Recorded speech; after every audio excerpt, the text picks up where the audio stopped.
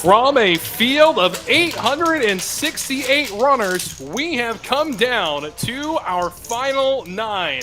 Hello, everybody. I am Wes Tucker, and I'm going to be joined today by the one and only DT, David Thomas. How you doing, David? I'm doing good, Wes. I'm doing good. How you doing tonight? I'm doing fantastic, and I've been here all day watching the festivities. It's been a good one. We had the morning turbo this morning, and here we are at the conclusion of what has been an exhilarating tournament. We didn't just hit the guarantee. We absolutely obliterated this prize pool. Again, a 100K guarantee. We wound up with a prize pool of $207,000. That's a hefty sum of money to be playing for. Absolutely, with 36 grand up top as well. We get right to it. The action again. Blinds are going to be starting off at 40,000, 80,000, with an 80,000 big blind ante. And it always makes me laugh when this happens. We only have like 8 minutes left of this blind level before we move right along. Game is gonna go straight to work. Suited connector. Man after my own heart. Oh yeah.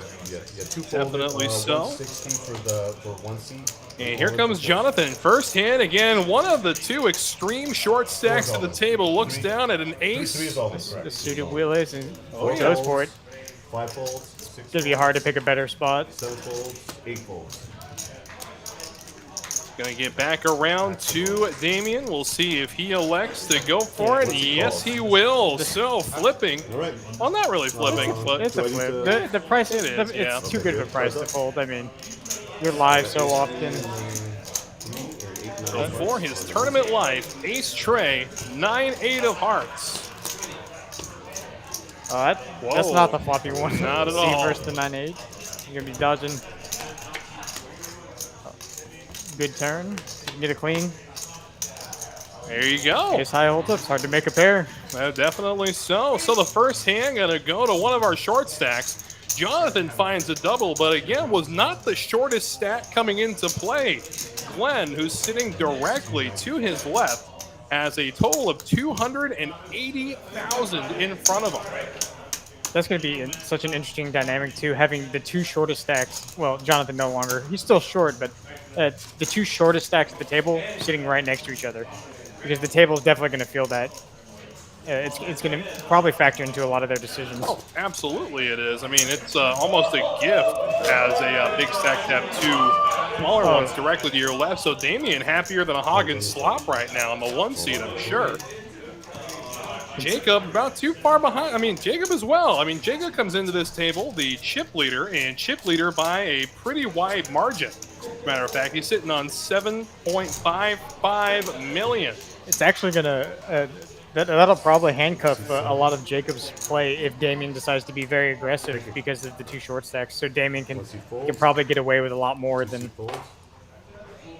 he should realistically be able to. But I'm excited to see what these guys are ready to do. Definitely so. So we get back to LPT on the button, a little suited gapper. The Negreanu.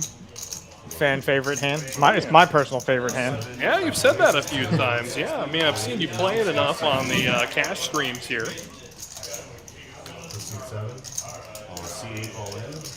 Gonna bump it up, a little min-click action. That's gonna draw the jam from Marcus with the 4s. I like it. Aggressive over a button open. He's gonna be opening so wide, just dead chips so often. Picks it up.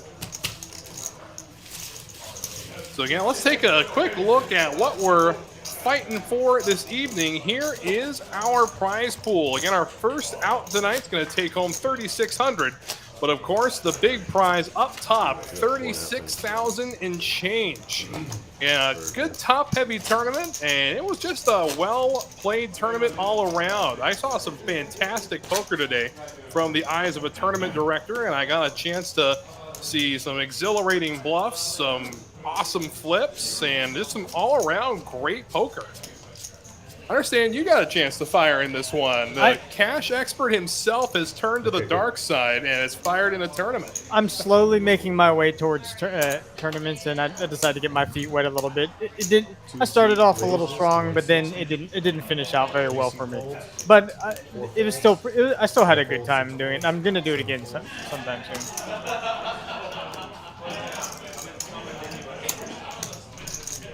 Little raise here from Jacob holding the trays. Marcus, king, queen off suit on the button. Yeah, that's a great 3-bet candidate from that position. But it looks like he is going to go ahead and flat it. I prefer to see a 3-bet here than a call. You're just letting the blinds get in, so cheap your hand plays so well post flop. And Jacob, as the chip leader, could be just trying to get away with murder with whatever he's raising from under the gun. Flop comes Jack High Rainbow. Damien out flopping his 2 opponents. See what Jacob elects to do with his 3s. And it's such an interesting spot too, especially in a tournament. You know, you're not going to see too many people make that continuation bet with trays in a tournament as compared to cash. His hand really doesn't have a whole lot of showdown, to be honest. When Marcus calls behind you, he's going to connect a lot with that. He's going to have a lot of pairs. He's going to have a lot of broadways. See the best hand getting a little bit better on the turn, just betting and taking it down. And that's always a good result when you have bottom pair plus a nut flush draw when everyone just folds. Again, a big thank you to everybody spending their Sunday evening with us here at TCH Live. Again, a big, I don't want to say warning, but just want to say, if you do have to drive anywhere tonight or tomorrow for that matter in the Gulf Coast area, please be careful. We know that Barrel has started making its way up toward the Houston metro area. We know that it's going to be a rough night for a lot of people. So again, if you don't have to go anywhere, my advice would be please don't. And if you do have to go there, please get there safely. For the love of God, get there safely. Just stay safe and watch some poker. Oh yeah, absolutely. That's what we're here for. Suited connector for Damien. 5-4 of hearts.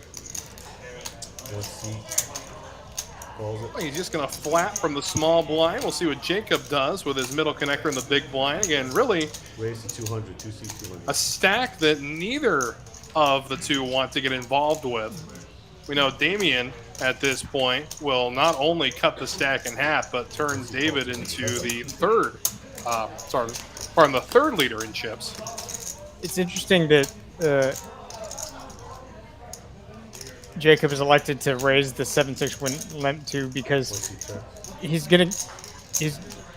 really electing to go to war with the other big stack at the table. And 7-6 is a perfectly fine check back candidate, but it's the aggressive route. There's nothing wrong with it. If you think Damien's just going to limp all of his weak hands and only raise his strong hands, raising's perfectly fine. But there we see aggression taking it down. Jacob does come through with it. So the blind levels this evening are 40 minutes long, but starting off, we did have an 8-minute blind level. So this will probably be the last hand of 40, 80, 80. Yeah, there you go, 5 seconds. Got that handoff just in time. There will be a small break in which we will color off the 5,000 chips. For those wondering, the blue chips on the table are worth 5,000 apiece. The red chips are worth 25,000, and the white chips, which Alan Lee so affectionately refers to as the Stormtroopers, are worth 100,000 each. And I tell you, I've done a lot of streams with these chips now, and the more I say it, the more I actually agree with it. The first time, I kind of thought he was blowing a little smoke, but now definitely I see it, and I can't unsee it. I think it's an appropriate name. That good mix of black and white.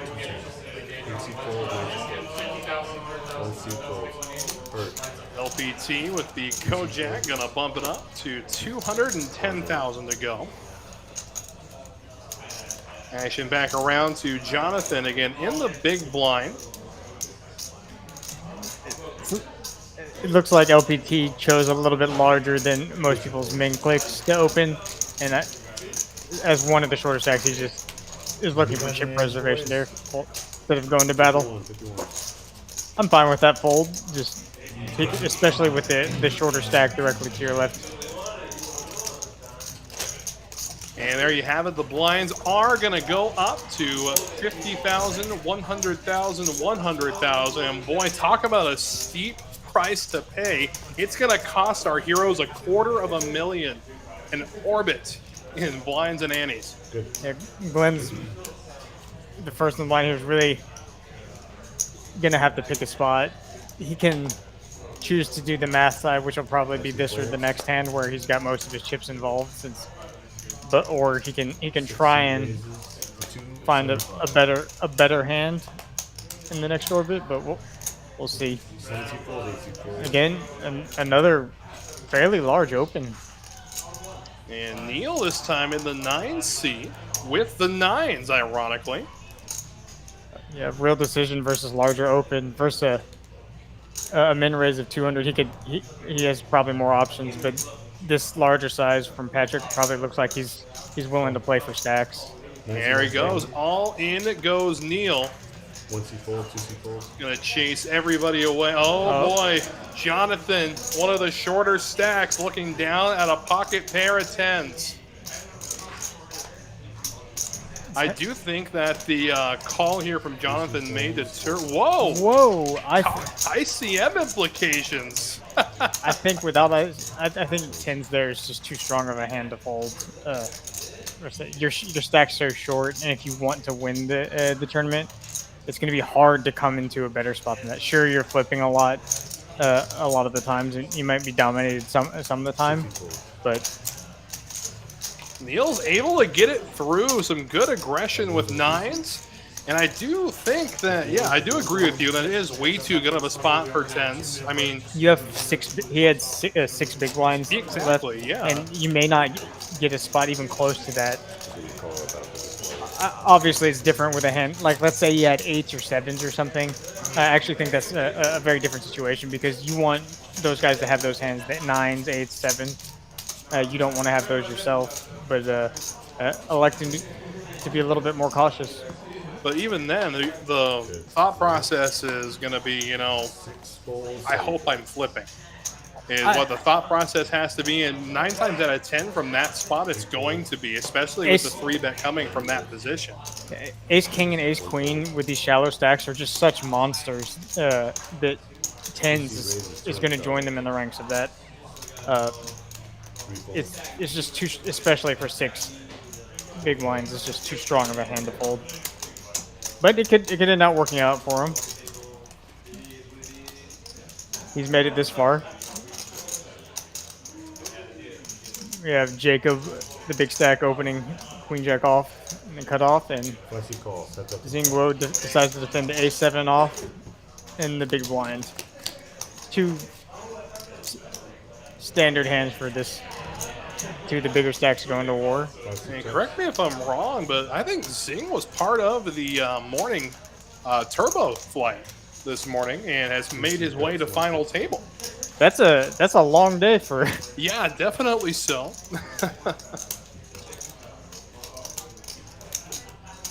Some people, he and Hall about the single day of play. I imagine Zingwo has been hit heavy with the fatigue, but he's still battling well.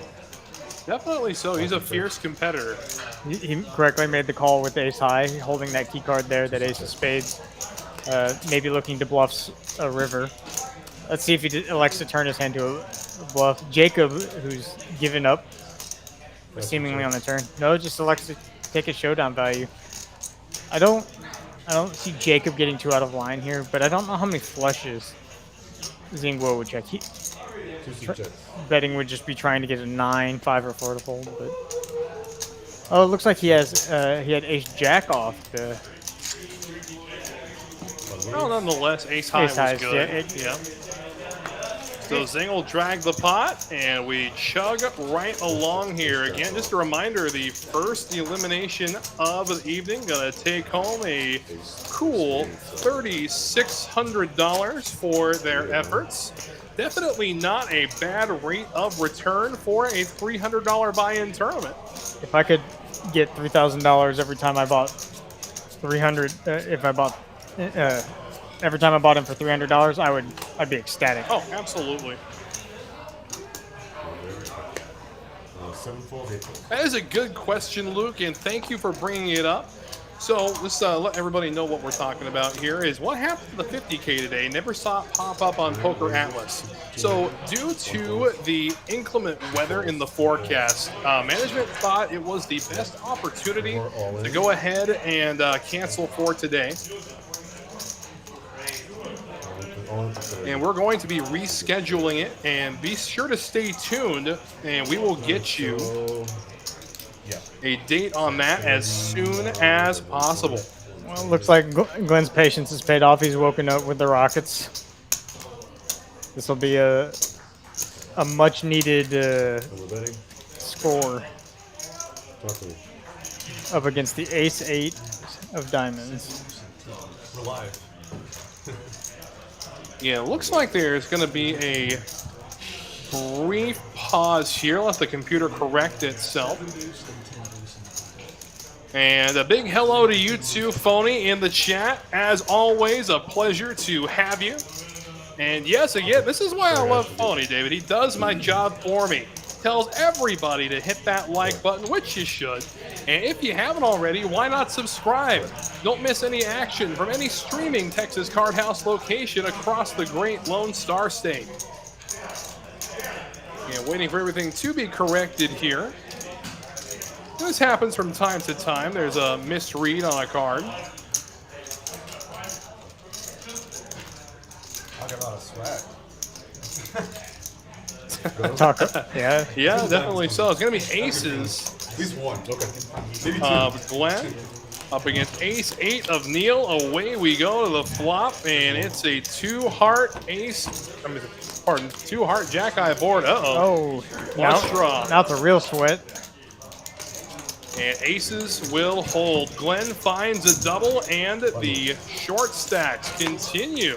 That's a good pickup for Glenn. It looks like Neil even won a little bit in the hand. Yeah, there you go. And yes, to answer your question, that is David in the booth. He is back. It is indeed I, looking to do a little bit more commentating, expand my portfolio, my poker portfolio per se. Oh yeah. I mean, it's not like he's a stranger to the show. We've been watching him on the show since day one. One of the day one players, as a matter of fact. Our very first 1-3 stream. You were sitting in the 3 seat, if I remember correctly. I think it was. think it was. Yeah. And I know I did the test stream too. I do remember the test stream. That is the one time I actually dealt on this table, was during that test stream. Yeah, I'll do that one more time. Take a look at some of the aggression numbers, the RFI statistics right now. And Jacob been raising the most, but again, we've only played 10 hands. We know that tournaments, you're going to see a very interesting curve when it comes to the aggression statistics, because we know a tournament VPIP is going to be so much lower for a successful player that is going to be in a cash game. Yeah, you just have no room to splash around. The Snowman for Damien in the 1 seat. Under the gun +1, and these middle pocket pairs are tricky from that position. I'm always interested to see people's sizings, especially in spots like these where the stacks aren't super big. They're a lot more shallow. So you start seeing a lot closer to the more GTO optimal, 2.5 x big blind sizing. Here's the 10s again, and it looks like this time Jonathan is going to go for it, all in for just under 600K. And with the chip stack size of Damien, you know he is not going to pass this opportunity up to eliminate a player. He's not excited about it, but you just got to flick it in. You're not going to have... There's actually not a lot of times you're going to have a better hand. I really don't think Jonathan's going to be shoving, deuces through 5s. I actually think he might be folding those. And he does end up flopping top set. That seals it. There you go. Drawing dead to the river, and Jonathan gonna find the double. He's up to 1.4 million. Boy, talk about rags to, I guess, lower middle class at this point. He'll take it though. He was way in the danger zone. Definitely so. Came to the table with just over 3 big blinds. And Glenn's still in that position, unfortunately, and those blinds are going to be creeping up to him pretty quick. Jonathan now with a healthy 14 big blind stack gives him a little bit of wiggle room. And blinds are 50, 100, 100. It's costing our heroes $250,000 in orbit. With just over 24 million chips in play, this is going to move at a brisk pace, if I may make a not so bold prediction, but at least a statistically accurate one. I think the stack sizes are really going to dictate some of the play. Like I said earlier, especially with those. Although there's really only one shorty now, and that's Glenn. That is true. He's going to look down at a suited Brunson. Got 2 big blinds and a couple more hands to get some free looks before he really has to be. I do think there's going to be 1,000 better spots than 10 deuce suited. And Zing will take it down pre-flop from the hijack with Queen Jack. It always amazes me, especially in tournament, how often you get better hands to fold by raising, just because simply the playability of some of those hands aren't great. Like, say you're the first person in middle position, you raise Queen 10 offsuit, and a hand like King 10 offsuit will fold behind you because the playability of that hand is just so poor versus the opening range. It always fascinates me that happens, because in cash that doesn't happen. No, not at all. Yeah. If someone wants to see a flop, They're going to see the they'll flop. see that Yeah. flop. Oh, Glenn, Oh, the ace short stack. again. That's twice in one orbit. Yeah. You can't ask for a better come up than this. No, definitely not. From under the gun +2 early position, plenty of action behind you. Let's see if you can get paid. And you're gonna get looked up by the big blind by almost any 2 cards, I believe. Like if you. Well, for a 2.2 big open blinds, yeah. Neil's thinking about it with the Jack 5 suited, and he does. This might be one of the hands that you don't. It might be worth it to try and eliminate a player, because it's basically 2 versus 1 here. But I mean, Glenn, this is a great spot for Glenn. It is. Looking for the triple up, and we go to the flop. Oh, he's gonna have to dodge some stuff for that one. Yeah, he is. Open ender to the turn. Oh, Oh man, 8 of clubs. I would like to see Neil check here, because it's so hard for Damien to have a hand, and you want to make as many chips as possible. Like, even if another club peels off, you're pretty good with your hand here. But there's also nothing wrong with going for a little bit of value, but it's just so hard to get value here. And Glenn sees the bad news. Yeah, Pat drawing absolutely dead to the river. Pat Glenn will be eliminated in 9th place. But again, not going home empty-handed for his efforts. So we take home a cool $3,600. And this pay jump is going to go up to 4,200 and change, just below 43. But again, everybody fighting for the top prize of $36,160. Absolutely crushing this tournament guarantee. $207,000 in the prize pool, 868 runners.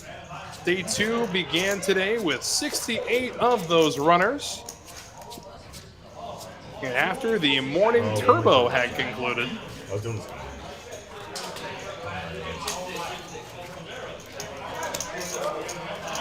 now we should, I think, hopefully play will pick up a little bit more. We still have looks like Patrick is still pretty short though. 6.5 big blinds. yeah, he's still the only player below $1 million. being the only true short stack, he might be able to leverage that in some spots to help pick himself up some chips or stay afloat. Curious to see how he does if he decides to take any risky spots. He is in middle position right now. He does have a few hands. If he does feel the pressure a little bit, he's got a couple to find a good one to make a move with. 5 raises to the over. But he's also coming up on an interesting spot where paying the big blind and the ante is going to take a third of his stack away. So it's just a rough spot to be in for a stack depth of Patrick. As Neil looks down at Ace King. 9 calls to 1,000. Likes to not 3-bet the ace king off, and it might work out for him, as Damien may look to 3-bet, squeeze the 9s from the small blind. It's just calling here, set mining, it just seems so much harder to do in tournaments. I do agree, especially when we get to the point of am I getting the right price to set mine. I mean, these middle pairs, like this flat, is just a very interesting move around. It's going to be very hard to realize the actual equity in your hand. It's being first to act. You see one of these flops, you see pressure. You don't know where you're at. There's so many turn cards. It is very likely you do have the best hand here. Yeah, definitely. So you can see he does have the best hand right now. I mean, one can argue even with a hand as trivial as jacks. I mean, the best way to do it may be see a flop, and if you know you're ahead after the flop, then go for it. Boy. And this is why. I mean, you had the best hand pre-flop, you had the best hand on the flop, but due to the nature of your position, you just weren't able to play out the hand the way you would want to. Now you have two players who've hit top pair, and Neil, who's got such an underrepresented hand here. I think it's going to be hard for Zingwo to get away from this. I mean, I don't think Neil could be any more disguised than he is right now. I agree. And Zingwo does have to worry about King Queen suited, but he does beat King 10, and there are club draws that he beats. So he's looking to be more conservative. Neither player really worried about a 4. Neil shouldn't be calling the button with too many 4s at the stack depth. Zingwo really is the only person who can have a 4 in this hand, and I don't think he has one very often. Just check calls. And to the river we go. And Zing needing a jack. It looked like Neil. Oh, 4s. Yeah, you know what? 4 will work the too. chop pot works. I'm curious to see how both players play this because, I mean, Neil's not afraid of the 4. But would Zingwo have played aces this way? That's something he's going to take into consideration. If he decides to check it, I think he might be check raising this river, which I think is a fine play. And Neil has to determine if he can get value from anything. I mean, the min click from early position, I mean, Neil could easily come to the conclusion of some King X holding. Yes. So I think Zing may be able to come to the same conclusion with a bet this size on the button. Snap call. Snap call, yeah. Yep. Chop pot, I got Chop it up. So Damien glad to get out of that crossfire. I think Zingwo is glad he didn't at this outcome because this could have been. I think if Neil had 3-bet the ace king, that would have been the end of his. Oh, absolutely.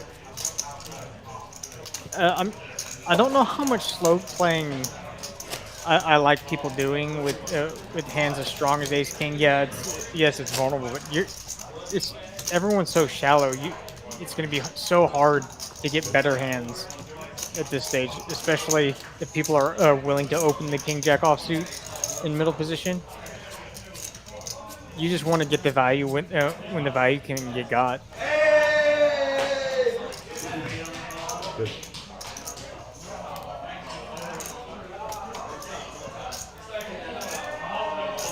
And Zing with 4s now, under the gun. These small pairs are so dangerous. As a cash game player, I don't fold the pair. No, I've watched you play enough to actually say he's 100% right. He does not pull the pair. But speaking of pairs, looks like Damien on the button with an absolute beast. And when the under the gun opens, you get a. They should have a theoretical, very tight range, so you definitely want to build the pot. I like his sizing here, not quite 3x, giving him a little rope. Yeah, it just elects to fold. And this is one of the problems with fours. You can't really fight any resistance with fours unless you flop a set. Right. So a lot of people do, when the stacks are, especially the shallow, do elect to fold, 2s through 6s. Because they just play so poorly in the under the gun. Well, I mean, even in such early position, just flatting to fold too. I mean, fours really aren't going to see a flop from early position. Yeah. If players are playing tournament poker correctly, because at minimum you're going to be seeing a raise from late position, from in position on the button, the small blind or the big blind. Especially with two of the bigger stacks to act towards the end of the end of that setup. LPT ace tray from under the gun +1. All right, a little spicy. It elects for a very large sizing. 3x. The 3 blind raise.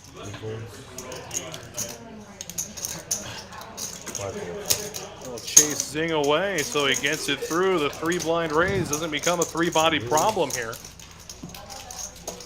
Always super happy. He's super happy he just took that down pre-flop. Definitely.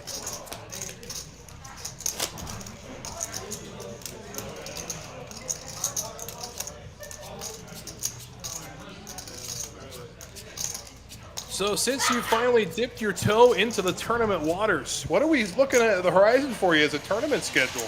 I'm gonna try whenever stuff comes up locally. I'm gonna try and dip my feet in those two.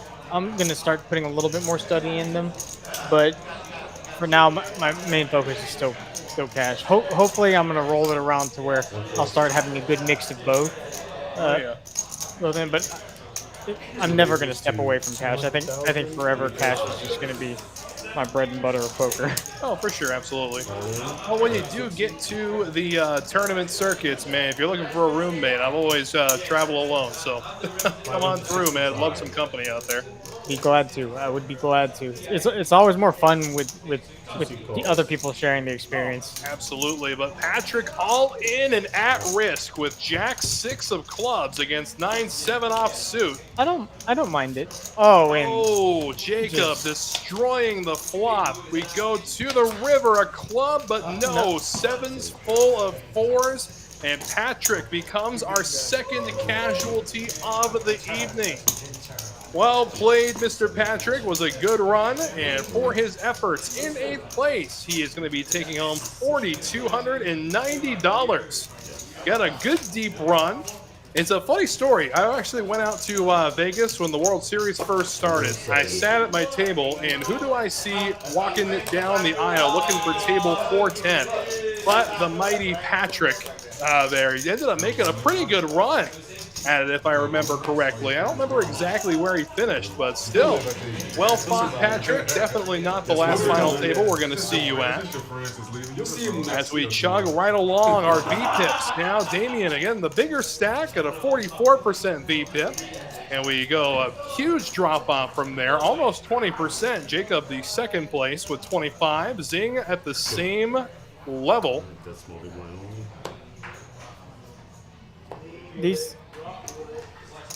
I'm always sad to see people throw those. I love any suited ace, but I mean they're so bad. Oh, absolutely, yeah. I mean, your first instinct is, I can easily flop the nut flush here. Yeah. So from any position, you're going to want to see it, sure. And it looks like Neil, who's under the gun here, does end up raising it. Makes it 2 bigs to go. 2 folds, 2 folds, 3 folds, 4, 5 folds. LPT, Jack 10. Looking to play some post flop with the Jack 10 offers an early position raise. I think this is fine if you think the early position is getting out of line and you think you have maybe an edge, or he's going to play very straightforward post flop. A flop Neil can certainly represent, but Definitely so. But look at the equity LPT's got here. Ironically, LPT's small blind calling range is going to have a lot of this too. He's going to have a lot of ace-10 suited that won't want to 3-bet, maybe some ace-10 offs, but a lot of king-queen, king-jack, queen-jack. Like, oh, and okay, it's an interesting turn because Neil still has the nut advantage, but LPT picking up trips, not going anywhere. I think Neil can go one of two ways. Take his showdown value, which there's almost none of.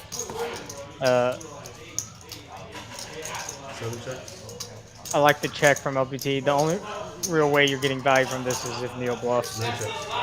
And ace high, good enough for showdown. Wisely does check back, and LPT will take it in with trip jacks.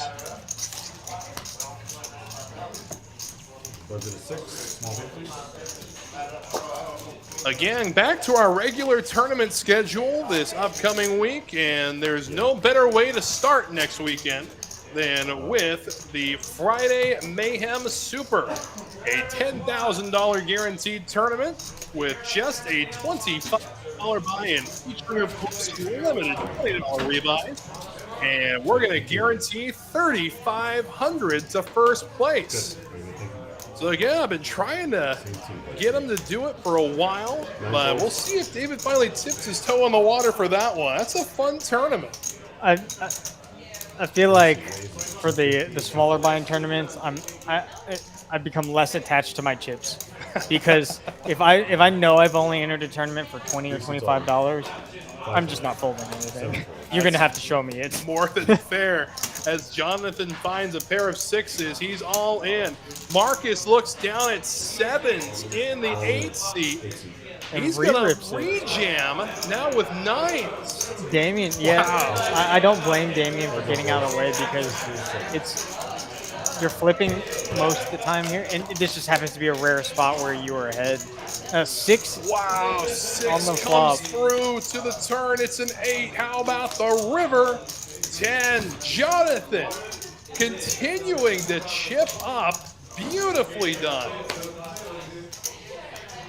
I mean, you say beautifully done as if it was skill involved, but I mean, at that point, Freya takes over. I'd rather be lucky than good in the game absolutely. of poker. It does help good, but you know, talking about the Friday Mayhem Super, what a lot of people may not remember is that if you flop a royal flush during the registration period of the Mayhem Super, we're gonna give you a cool $1,000. Just for doing that. All you gotta do is flop a royal flush. How hard can it be, DT? No, let's see what Google says for the odds of flopping a royal flush. The fun side note, though, the first day we ran this promotion for the Friday Mayhem Super, someone on the very last hand before registration ended up flopping one after jamming all in with Queen Jack of clubs. You know, that's a lot lower than a lot higher than I thought it was. What are we getting? What's our number? 1 in every 19,600 hands. Wow. All right. So I'd say we probably got another 17,000 or so to go before we see it again. But hey, I'm all for breaking the odds. I mean, Han Solo says, never tell me the odds. I want to know them every second of every day. And while we're talking about what else is going on, how about, of course, the free time every day from 7 to 11 a.m. in the entire month of July. We're just getting underway here as summer begins. And you can play for free from 7 a.m. to 11 a.m. every day here at TCH Houston. I believe, correct me if I'm wrong, did y'all not have high hand promos as well? We do, absolutely. And I'll bring those up in just a quick second. But yes, high hand every day, ironically, beginning at 11. So it works out perfectly. You can come play for free. Then after the free time, take your chance at winning one of the high hand bounties. Oh, yeah. Little lunchtime poker or breakfast poker, I guess. Breakfast poker. I mean, let's be real here. morning to a poker player doesn't start till 1 in the afternoon. That's true. That's true. LPT is suited ace-7 in diamonds. Gonna make it a $250,000 to go, and he'll chase everyone away. See, in contrast from the early position open with a suited ace-x, like suited ace-x mid, on the button, easy open, very easy open. Whereas under the gun +1, you may see more people flat and just hoping to see a flop. Maybe nobody's gonna raise me here. The big blind's gonna wake up with Squadoosh and check it, but It's just when it folds to you on the button, it's just so often the best hand, and if not, you have the best position and a reasonable hand to take in the best position.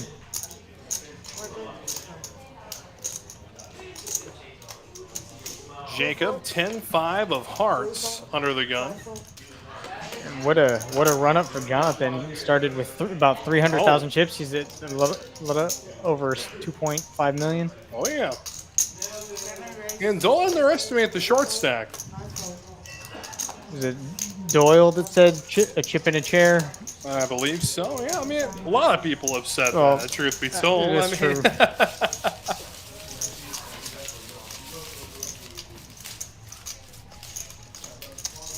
It's like A-Town giving us some analysis in the chat. Let's see what A-Town thinks. He says, Seat 5 and 7 are favorites in my opinion, but I'm rooting for the young gun, of course, referencing Jonathan. I can definitely see so. I mean, I love this. I love a good comeback story. LPT, a Houston staple, tournament staple. Absolutely. Always seems to be putting up solid results.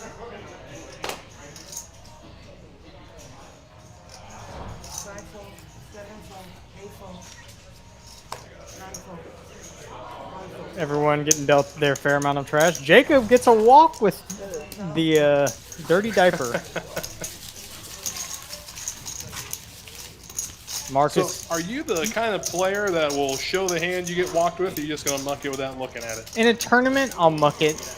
It makes the game flow faster, and it's not really something relevant. In a cash game, I may, just because it's funny, I may show it. Like if it's something like 7 deuce or the dirty diaper, or if there's some sort of meme hand going on and everyone folds, you're like, haha. Or obviously I had aces. Yeah. You got to show that one when you get a walk.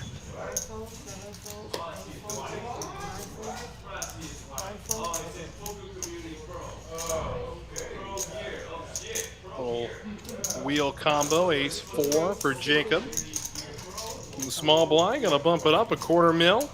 And a natural 9 for Jonathan. No, thank you. Doesn't want to take it to battle with the big stack. I'm fine with him folding the 6-3 of hearts. I would hate for him to fold a hand as strong as 6-5 or 6-7, but the suited low double gaffer is just probably a little too weak to fold.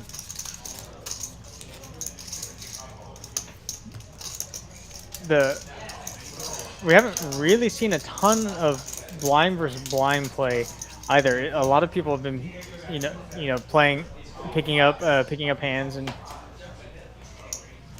LPT picking up the Queen Jack of spades. Always good to look down at 2 suited Broadway cards. It's such an interesting dynamic too when it comes to blind on blind action. You don't see it that much at the cash table. And we see it all the time here. I mean, a lot of players in cash are going to look at each other and say, you want to chop, we'll move on. No point in playing this hand. It's not going to be a big pot, not going to be a ton of action. But in a tournament where truly every pot matters, you're going to see some really feisty action from the blind position. I think blind versus blind is some of the most fantastic poker that can be had, because you have when it's small blind versus big blind, depending on how they play the hand, the ranges are just so much more uncapped in the hand because of what you should be doing with certain hands. Zingwo electing to defend the suited ace, wheel ace. See what LPT does. Decide to go. This a fairly large, goes with half pot. Zingwo decides not to float with his ace high.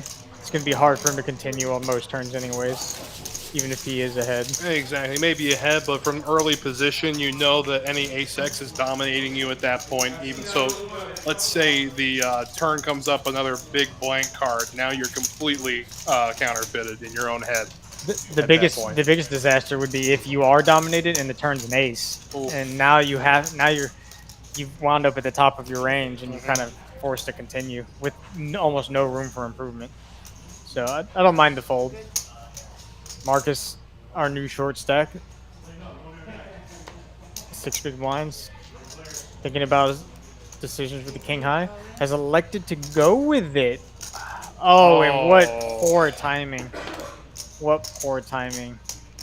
I'm not a big fan of the shove. You have a little bit to work with. I think king 7, even though they're shorthanded, it's just too weak to do because the hands that are calling you have you dominated or crushed, especially in this spot. But you're gonna get called by ace king, king queen, kings, queens, obviously aces. I mean, just about any ace-x combo, especially in later position. Yeah, and we obviously go. sees the bad news. Drawing to a mere 10% and does pick up some equity. There's hope. That's about as good of hope as you could ask for. 5 outs. Gotta be a king or a 7 on the river. We go, and that is it. Neil will eliminate Marcus in 7th place. So Marcus out in 7th. We'll take a quick look again at what he's taking home. He'll take home $5,190 for his effort. So well played, Marcus. We wish you the very best, and we will see you next time for sure.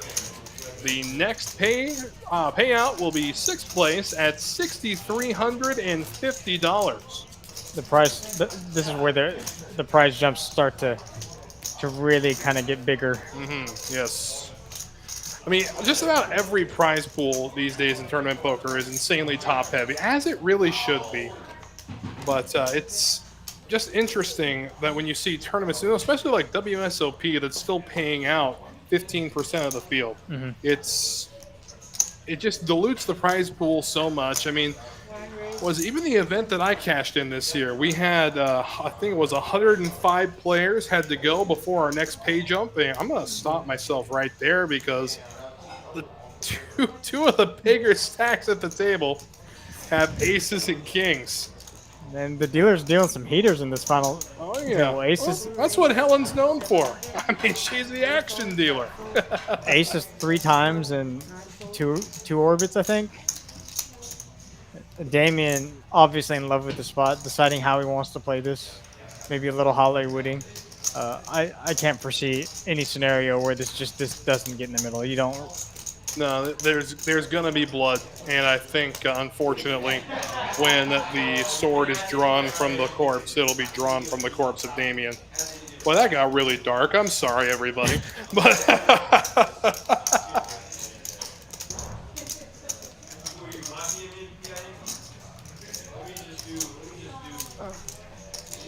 I'm always curious to see if he's. I don't think there's any other sizing than all in, but in tournaments you see some creative sizings from people. Oh, for sure. All the time. So even J-Bug joining us. Yeah, the amount of aces is disgusting. Absolutely, yes. Glenn had them twice. Neil had them once. Now it's Jacob's turn with the Rockets. Damien give himself a chip countdown. Oh, he does not elect for an all-in sizing. And when Damien puts so much of a stack in, it's hard not to, it's really hard to contain your excitement because you have aces. I think he's just going to go all in. Yeah. Yep, jamming is Jacob. Damien gonna make the call, and away we go. Aces against kings. So Damien kind of sighed and knew that Jacob had aces, but it's just unavoidable at this stage in the tournament. If you got it, you got it. I think Jacob's not going anywhere with queens or perhaps even ace-king suited. So the two kings just have to get all the money in. Go ahead and get the pot right. Again, just under 3 million in the middle. Six million, right? 3 million per person. There we go. Hey, look at this here. We got some good mojo in the chat for Damien. Says Kings hold and J-Bug with Devil's Advocate. I hope they don't. Wow. This is a big pot. It is. This is, yeah. This, I mean, this 20, 30 big blinds in, when that's probably the effective stack, because Jacob was really the only one that had more than that.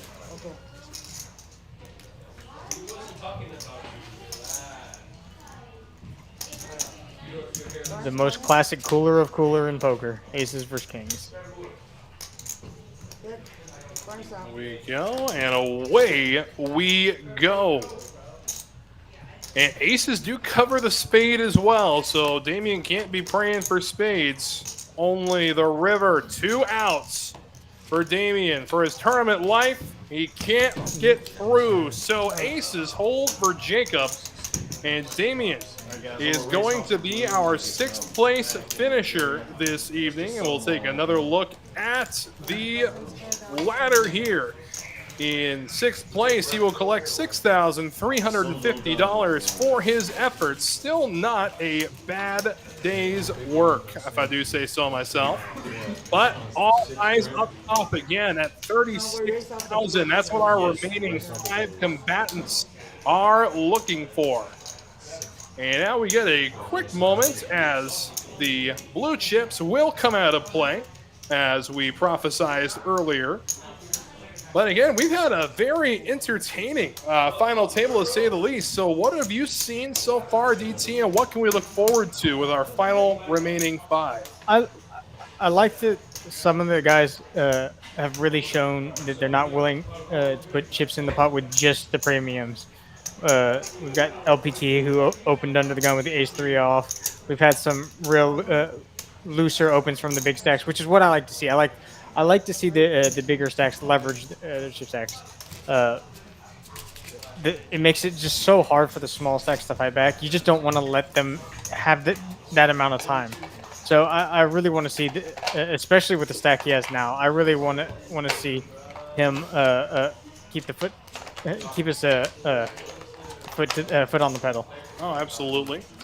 So with this color off here, all of the bluebirds will be out of play, leaving just the white 100K chips and the red 25K chips in play. The price of poker is going to be going up again. If I'm not mistaken, we're going to see 75, 125, 125 as our blind level. Jacob now with just so much of the chips in play. Oh, absolutely. I mean, what was the line? I cut one of his legs off. Now he just got to lean on him, right? Yeah. And while we have a brief moment, again, we remind everybody that poker is better with friends. And why not bring them in to TCH Houston? You don't believe us? Well, we'll give you some time for your efforts as well. The new member will get a monthly and $10 in free time for showing up, and the member who brings them in will give you $20 in time.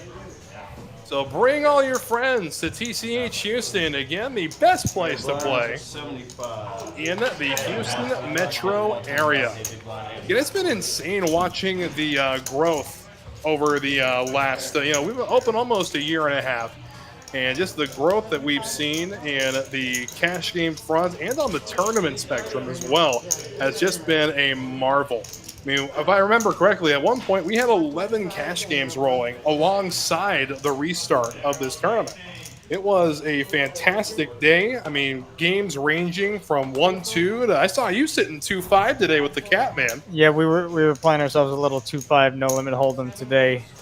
Which I'm always excited when that game gets off. It was a good game today, but the room was packed. Plenty of 1-2s, 1-3s going on, and all the tournament tables going too. Well, Kojak action from LPT on the button and on the big blind. Jacob. And waking up with the jiggities. Rich getting richer, it seems. He's catching the deck right now. And 3-betting to 875. That's a huge 3-bet. And And all in a call. I know what LPT is thinking. It's obviously he's the big stack. He's going to be pressuring a lot.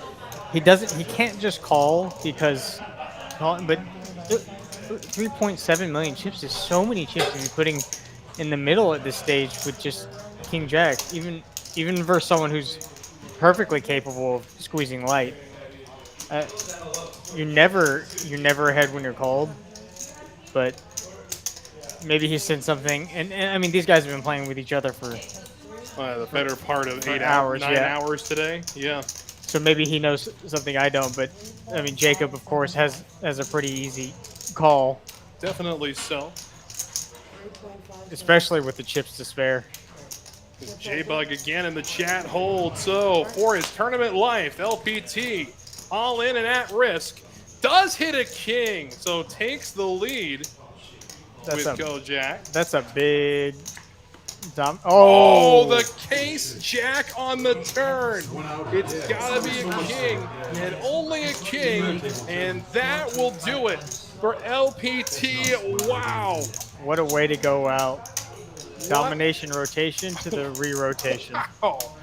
Catching the case jack on the turn, LPT eliminated in 5th, but we'll take another look for his efforts. $7,880, and our next payout is when we get into the 5-figure range. $10,300 for our next player out. And we've got 4 of the best still fighting for the big prize up top. With the payout jumps as they are, Jacob can now really do whatever he wants with this chip stack to these guys. They're so close that it'll be the if one of them doubles up, then I think there'll be a little more play, but he can just really run away with this. And under the gun, seeing Ace King. I mean, you can see the chat right now. They're giving it to Helen. Helen needs to chill out. How about this? Yeah, Helen's dealing them bangers. Well, she's got that reputation. You can ask A-Town for sure. We've seen him on the losing end on the stream a few times on some really high octane hands. We got another one. She's dealing him out. There we go. Neil. Suited and connected is Neil. He'll flat the quarter mil. And suited big lick for Jonathan. Never heard it called that, actually. Really? The big lick? No, I've never heard that. Outflopping both the dominating hands. I'm curious to see what Zingwo does on this flop. Whether he likes to c-bet. There shouldn't be a lot of 2s in either of the guys' ranges. Jacks for sure. Some 6s. Elects to take a showdown value. I think Neil can actually stab at this. He's more likely than the other guys to have a jack. Definitely so. On the button, that's going to be such a wider calling range. And there are some good turn cards for you to continue. And does so. I think Jonathan can go both ways. And I kind of expected this from him since he's shown to err on the side of caution with his play, really preserving his chip stack. I like the call. Another blank there. Interesting, Caesar, I've never heard Ace-Queen called big lick before. I mean, I have heard Ace-Queen called many things. The parking lot hand, the bane of my existence, and the reason I have no bankroll, but I've never heard it called big lick before. And I don't know if that's more of a regional thing, but I've been calling any 6'9" or 6'9" suited big lick ever since I was 18 years old. I'm surprised I've never heard it now. Oh, wow. I like this continued bet from Neil. Zingwo's hand really does look like a hand like nines, tens, ace king, ace queen high, and he can put a lot of pressure because he's just gonna have a jack so often. Yeah, does it like fold. Good play by Neil, knowing really where Zingwo is at in the hand.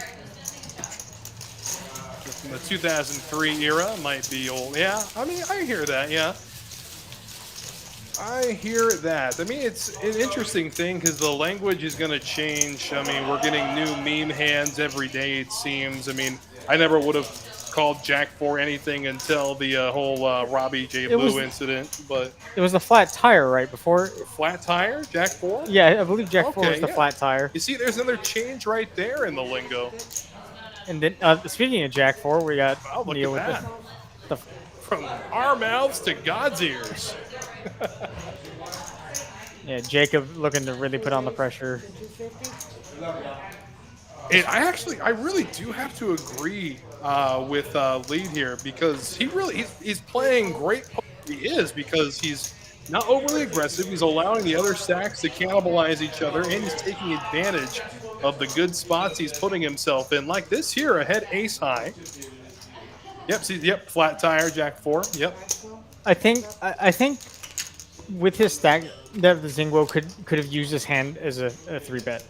It's not going to flop particularly well, and Jacob's going to basically open any 2 cards, which I think he should. At this point, on the button. And it's going to be so hard for you to get to showdown with this hand when you don't flop a monster, even though you have the best hand so often. Like here, he has the best hand, he just check folds. I would have really liked to see him put the pressure on the chip leader.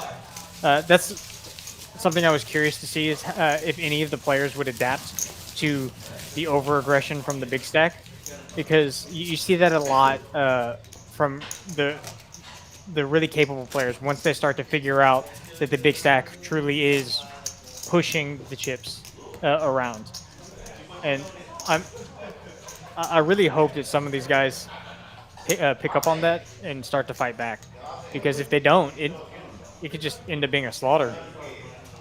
I mean, definitely so. I mean, if they were going to be talking any sort of ICM chop at this point, I mean, that is going to be one lopsided payday. I don't, with as many chips as he has, I think he really doesn't want, unless no, absolutely not. Unless he says, "Give me first place," and y'all can do whatever. Yeah, give me my 36 grand, and y'all can chop the rest. Yeah, definitely. But I don't think anyone's gonna. No. You got four fighters at this table for absolute sure.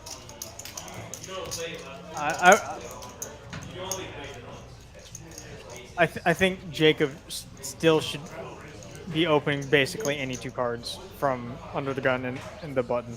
He has.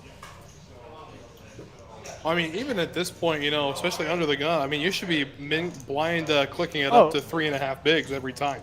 I mean, it doesn't matter what your 2 cards are. Put the pressure on the shorter stacks behind you. And Zing with suited big slick, ace king in clubs. It looks like he'll just take the blinds on a steal from the button. Not a bad strategy. Get dealt a hand and have no one else get dealt a hand. That's the best strategy. And for anybody wondering how they can become a part of the aforementioned exhilarating action here at TCH Houston, look no further. Just scan that QR code in the bottom right-hand corner of your screen and add yourself to the wait list, whether it's for our weekly cash shows or just for the action in the main card room. We got a game for everybody at TCH Houston.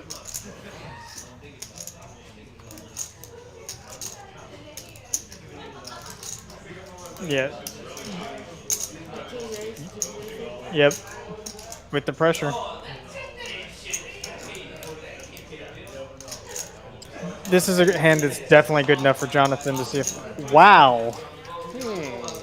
I think Jonathan is really...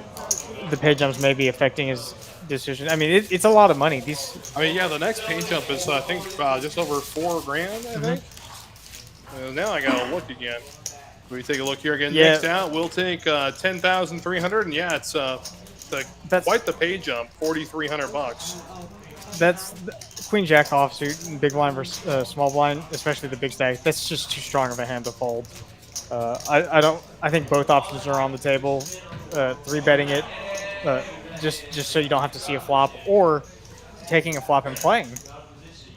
But obviously, the 7 deuce not going to do it. Yep, with a real hand, opening it up. See, and that's the thing too, because you're gonna get real hands too, even when you're opening any 2 cards. One of these days, someone's gonna catch on to what you're doing. They're gonna call you rather light, and then you're gonna be able just to jam it into them. It looks like no one's really adjusting. The Zingwo just folding the king 9 off versus a button open. That hand is also. I know I don't dabble. I play a lot of tournaments, but with these stack depths and what he's doing, these hands four-handed. It's hard. I love short-handed poker. Oh, absolutely. It's so hard to get a hand short-handed. So king 9 versus in the big blind versus a button open is gonna play fairly well. Yeah. Your king's gonna flop, be the best hand when you flop it very often, and the 9's gonna be and you can still make a straight.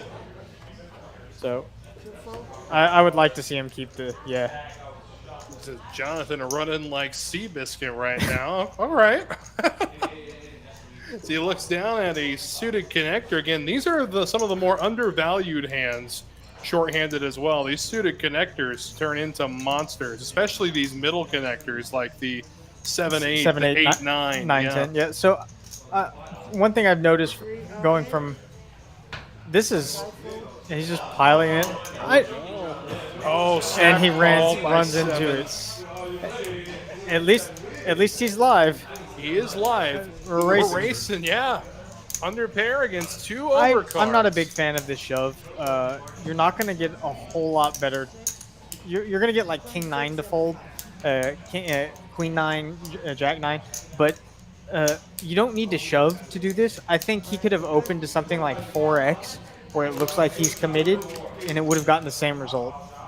And set of 7s needing to catch a 6 for a gutter ball or running spades. To the river, same outs, 4 outs for Jonathan. And how about quad 7s? Why not?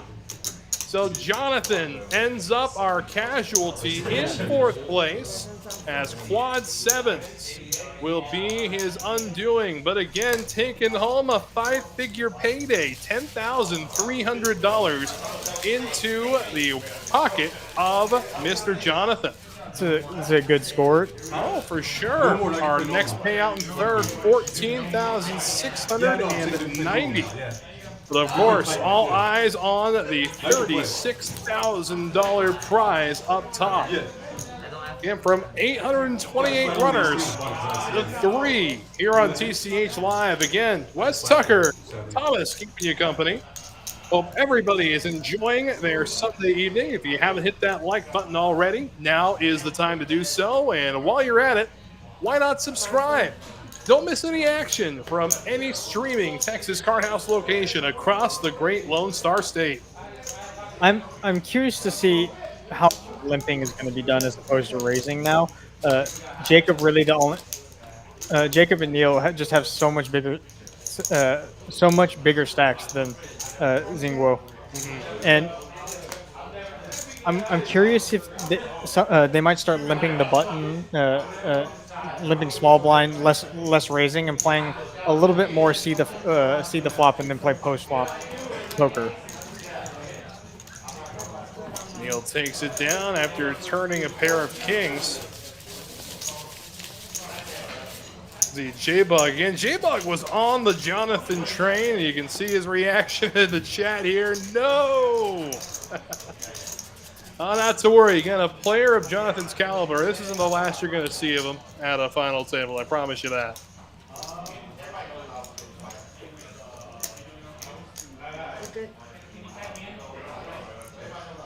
See, this is a hand I'm curious to see how Neil. He just elects to fold the 10-9 offsuit. I think that hand's certainly strong enough to come in for a raise with a short stack in the big blind. I mean, three-handed. I mean, you've got insane middle board coverage. I mean, the art of short-handed poker is just it's great if you use it properly. There are just some players like how often do you really get the chance to play shorthanded is the other part of the equation here. Some players will look for every opportunity to do so. There are some players that'll come in and say, I don't want to play unless there's already 5 players at a table. So it's an interesting skill that you definitely got to develop if you want to be a successful tournament player. But it's a skill that you don't get to practice that often. I think a lot of people are afraid of shorthanded poker because you have to bluff shorthanded. You really have to do a lot of problem solving in shorthanded. And it seems like both Xingwo and Jacob are willing to play, but I don't know how much fighting back is going to be done. This is a spot where three-handed where once again you're often going to have the best hand versus a button, and I don't think he has to go all in necessarily. I think No, not at all. 100K would be a. He does go for the jam, and definitely nobody is. Especially with I don't a 6 mind deuce. it. I don't mind it. He's just trying to. But Neil is. He was showing earlier that he was willing to play a little bit, and now he's. I think because he's got such a commanding lead over the shorter stack, just doesn't want it to give it. Wants to make sure to keep that, I guess, that chokehold on the short stack. He's kind of letting Jacob do his work for him, which isn't a bad strategy. But if he wants to win the tournament, he's going to need to. He's going to need to pick up some more chips.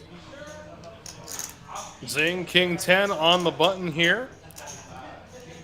Perfectly happy opening this up. Definitely so, and does go with the 2 big blind sizing. Will chase Neil away, and Jacob suited and connected. Jack 10 of clubs. Zing's got him dominated as we go to the flop, and it is a ace-high paired board. 2 diamonds. Pretty standard C-bet going to come in here. The down bet, yeah. Jacob just not going to be able to continue unless he wants to get creative. I don't know if his hand's particularly one you want to get creative with. Not necessarily. We check in here again. The July high hand showdown. Again, it is 11 to noon. We got ourselves a $500 high hand. In a full better, must use both cards to qualify. If no winner, then we're going to give you the opportunity to win $100 every hour from noon to 2 under the same rules. So again, free money at TCH Houston. Come and get it. You know what kind of upsets me a little bit is the fact that it's the same 7 or 8 players every morning that show up at like right when the doors are opening. I'd love to see 4 or 5 tables going right as everything opens up. Love to see a lot more competition for that $500 high hand. Because I'm going to tell you, so those guys that show up every day, I mean, we're making them rich in promo money.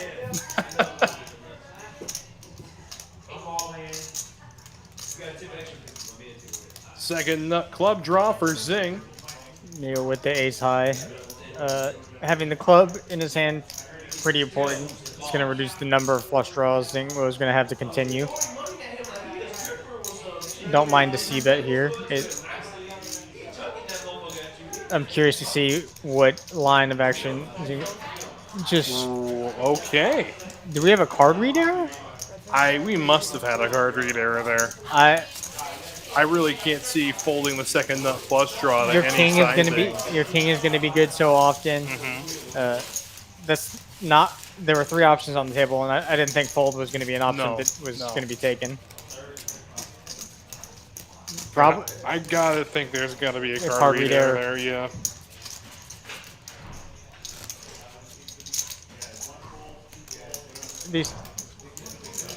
This short-handed poker here is. I personally love playing short-handed cash poker, and anytime I get a chance, I take it. I played heads up with the Catman earlier, and that didn't work out in my favor. This is the stage of the tournaments that I would really love playing in. Oh, absolutely. You may be a fan of shootouts then, if you get a chance to play those. I am more of a fan of shootouts than the big fields. It does look like there was a misread on that hand, so that makes a lot of sense. Yeah, definitely so.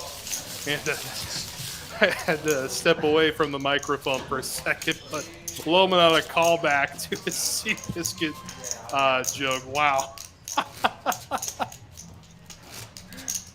Oh boy. Yeah, I've been here for almost 15 hours today. I gotta tell you, that made my day right there, Loman. Thank you.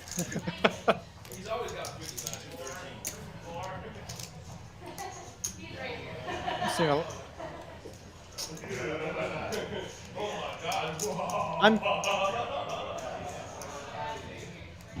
Ace selecting king. to open as Yeah. the ace king.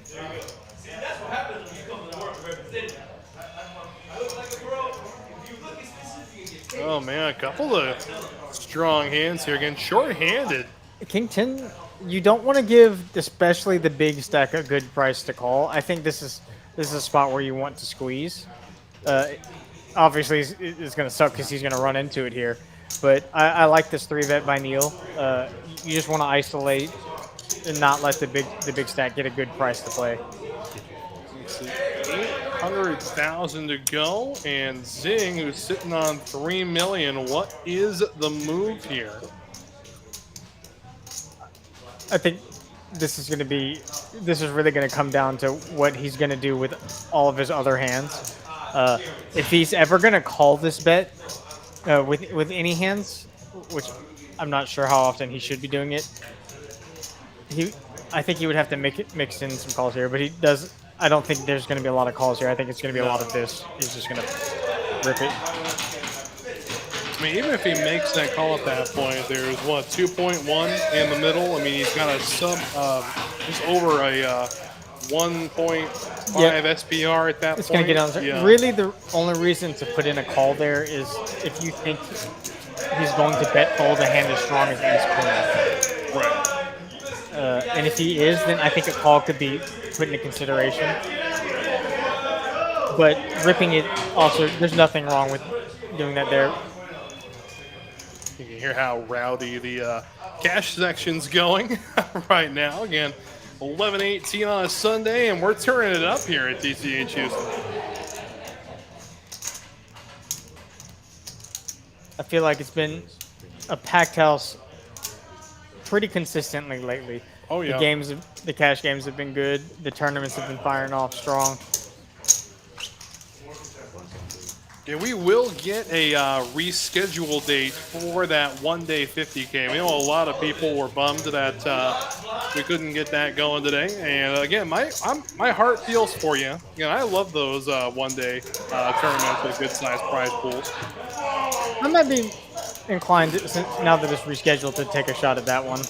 I mean, yeah, definitely so. I mean, hell, if I get the opportunity, I might get a chance to fire at that one. I mean, how often is it that I get to play a tournament where I work? The answer is really not very often. I mean, don't get me wrong, it's not that I don't want to play, it's that I just simply can't. But I so want to, I really do. Really, the first blind versus blind play we'll get to see. Oh yeah, 5 deuce hanging loose here, and Flops the best of it. yeah, he does.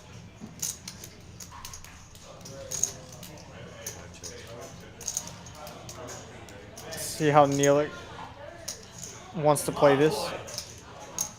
Goes with a small bet. I like it.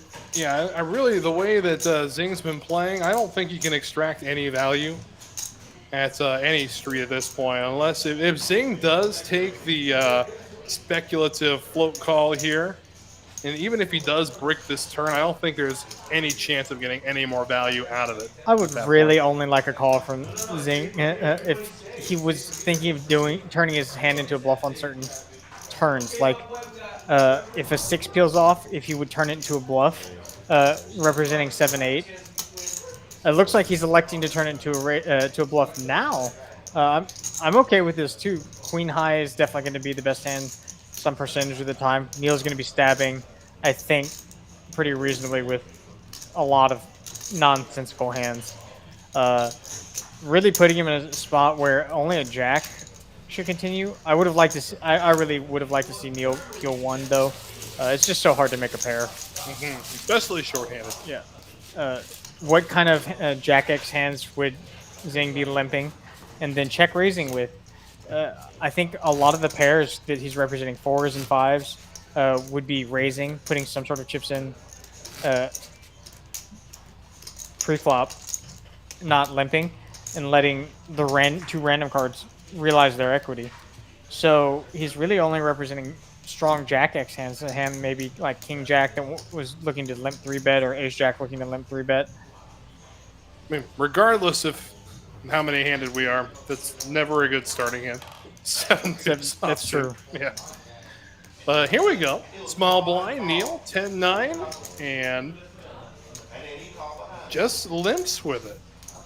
I gotta say, I'm really thinking that I think everybody's in the mindset of over limping right now. I mean, 10-9 should be a raise shorthanded almost every time. It plays very well, Yep. and Jacob electing to raise with one of his worst hands, which I do like. I like choosing some of your really bad hands to raise with.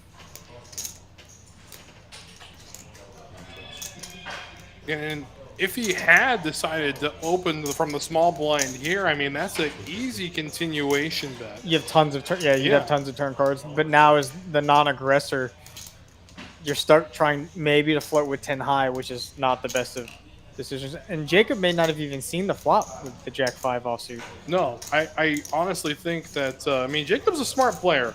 I think that if the sizing were maybe around the 3.5, 4 range, he would have just decided to let it go. But now the interesting part is Neil's open-ended. Jacob drills second pair. I think Jacob has just enough showdown value to check. The best hand got better. Yep, 2 pair with a queen and a whole lot of nothing for Neil. I want to know if Neil, you're never good here. He's going to turn his hand to a bluff, and I think Jacob's hand is strong enough to put in a raise. The question is, Yeah, there. it's not a, it's about what, 40% pot, Something like something that. like yeah. that. So our hand's disguised. Yeah, it likes to go fairly large. Just over a pot size Yeah, bet. really targeting a queen here with this with this bet. I like that Jacob found the raise here. Neil obviously with 10 high, saving face. So Jacob adds a little more to already a humongous stack and sitting on 16.1 million. Again, the vast majority of chips in play. Again, just over 24 million in play. So this is Jacob's tournament to lose at this point. No one's out quite yet, but I think at the way the players are playing right now, Jacob is really the only one that's showing the aggression. As he should be. But I feel like both of these the other players could leverage that against him very easily. Definitely so.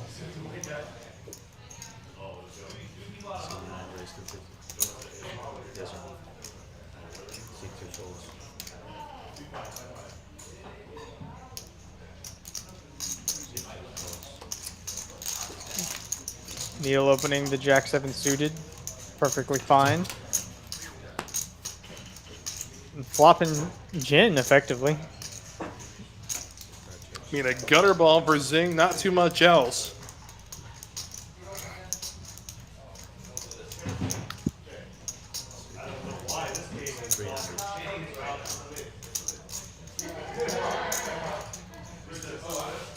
9 high not having a lot of showdown here. I'm curious to see if he's going to call or raise. It's going to become incredibly hard for him to play turns without making the straight, especially this one. He could try and represent the 7 because in theory he should have more 7s than Neil. Obviously it won't work here. Is he going to... I think leading is an option, but just elects to check. Neil's now trying to figure out how to get the maximum here. I like this check back. Definitely. I like this check back. Oh, That might be just enough yeah. to get him in a little bit of trouble. I don't think he should be betting for value, but he could definitely check call a bet. I think most flush draws that Neil has would bet the turn again. So there aren't a lot of flushes there. It's going to be a lot of ace highs and everything. But they're not going to call a bet. I don't think Worse is going to call you here. So he's effectively turning this into a bluff. It's like about, what, 550? Yep. Neil loving this.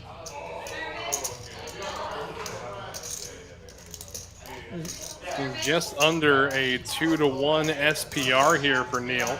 He knows that Zing is not far behind him. And there it is. Yep, he's going to go for it all. I'm not. He's really targeting flushes here. That's with this bet. He doesn't want a flush to not give him everything, which is. I think this is a very interesting bet from Neil's spot because if Zingwo had a flush, I don't think he can call with anything other than the nut flush. Yeah, it is based a on the sticky hands spot, yeah. that Neil is representing. I mean, what's he going to lead the river with?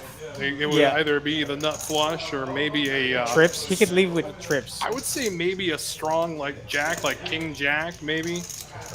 But, I mean, that's a sticky spot, and good on him for getting away from it. I do think Neil missed out on some value by maybe min-clicking rather than going for it all. I do like a smaller sizing than all of it. You don't need to be polar there. You're almost never bluffing. No. But even then, there are a lot of tournament players in the mindset that a min-click is never a bluff. But at that point, I mean, with two pair, essentially, at that point, after rivering that 9, I mean, a min-click, you might be able to get someone to pay off. Especially checking back that turn. Yes. I think that's the nail in the coffin that'll get you that payoff. Checking back, then jamming a lead on that run out just looks so strong. Yep. Jacob picking up a nice suited gapper on the button.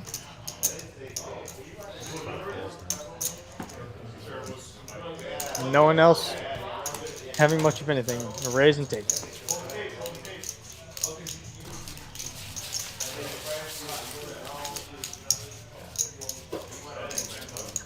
Again, blinds are 75,000, 125, 125. And the price of poker is only gonna go up as well. The next blinds will be 75, 150, 150. So again, it's gonna cost our heroes, wow, 375,000 in orbit. Boy, oh boy. Little suited connector on the button. I think he can open this or fold this. Probably. I'd say I wouldn't be upset with either decision, truth be told. I do tend to lean more toward the open than the fold, truth be told, with Trey Deuce suited here. I mean, especially, the only way you're going to see a flop with that hand is going to be if you open it are early. the aggressor. Yep. And it's such a sneaky hand, too. So you take a look here. It is a king-high board. Does have backdoor diamonds to his credit. Jacob checks here. Definitely want to see a check back here from Zing. See if I can pick up some equity. I like bet small, like really, really small, at a high frequency here. Because you're gonna do it with so many hands. I actually think he could rep the 7 if he wanted to. It sets you up for some really good bluff spots later on. Checking back this flop kind of makes it really hard to play the last two streets, I think, for him. I think you just want to be in control of the pot with this hand. Makes sense. As Jacob going to check it over to him. At this point, I mean, it's pretty safe to say that what is Jacob going to be check calling other than maybe, Broadway draw or hearts at this point, something you could easily put them on. So I do think if you are going to bet here, it's got to be a little more than 350. I'm thinking maybe the 550 to 600 range. I like that. I like that too. I like a larger sizing Yep. because Jacob's kind of handcuffed his range here on this board by not through betting pre-flop. He's gonna. I did not see that. I didn't see that coming either, but good on Jacob for no. I don't think that a larger sizing would have gotten check raised. I think the smaller sizing might have induced that. I do think that if anything, he's going to flat, hope to hit his heart on the river. But see, the problem is with just tray high at that point. I mean, you're going to get counterfeited. Yeah. The board's going to come out. You're going to get counterfeited. And so your bet's got to be something substantial. You got to be willing to lose it all right there to get. At the end of the day, he'll have queen high. So it may not need to be so substantial, but he's still going to get the job done with just about any sizing on that river, should the hearts break.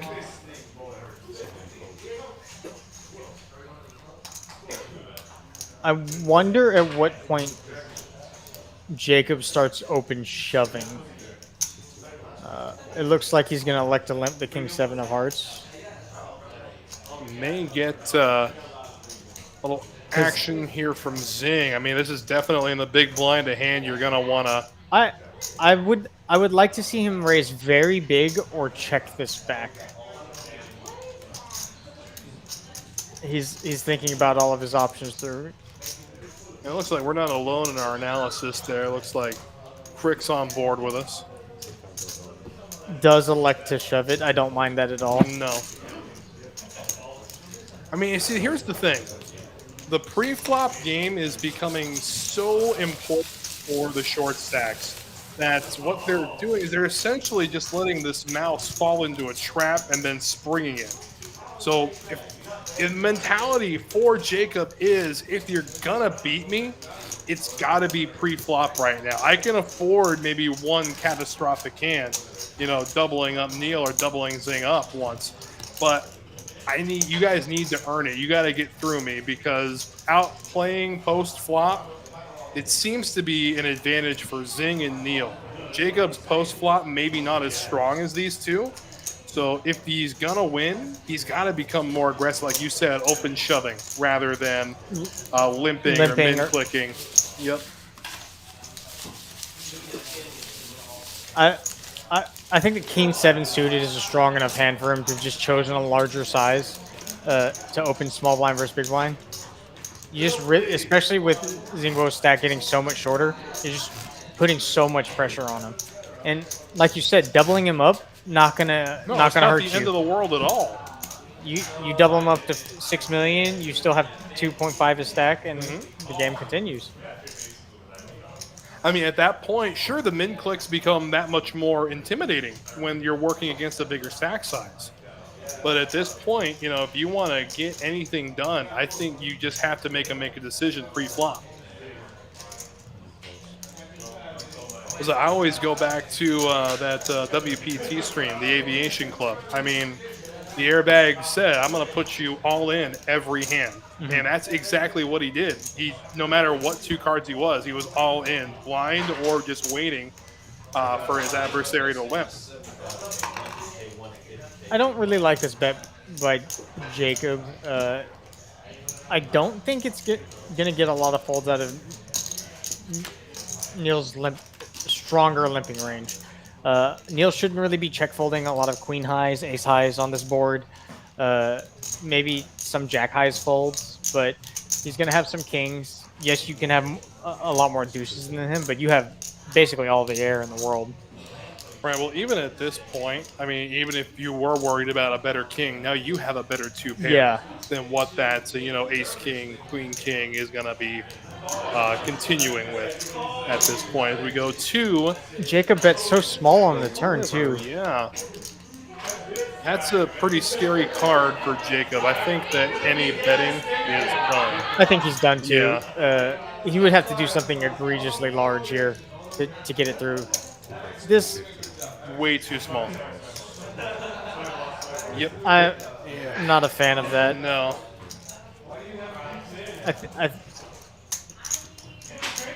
You really want to say I have a 2 or I have a flush or a bluff, and you want to make him pay for that. But for such a small sizing, Neil's definitely going nowhere.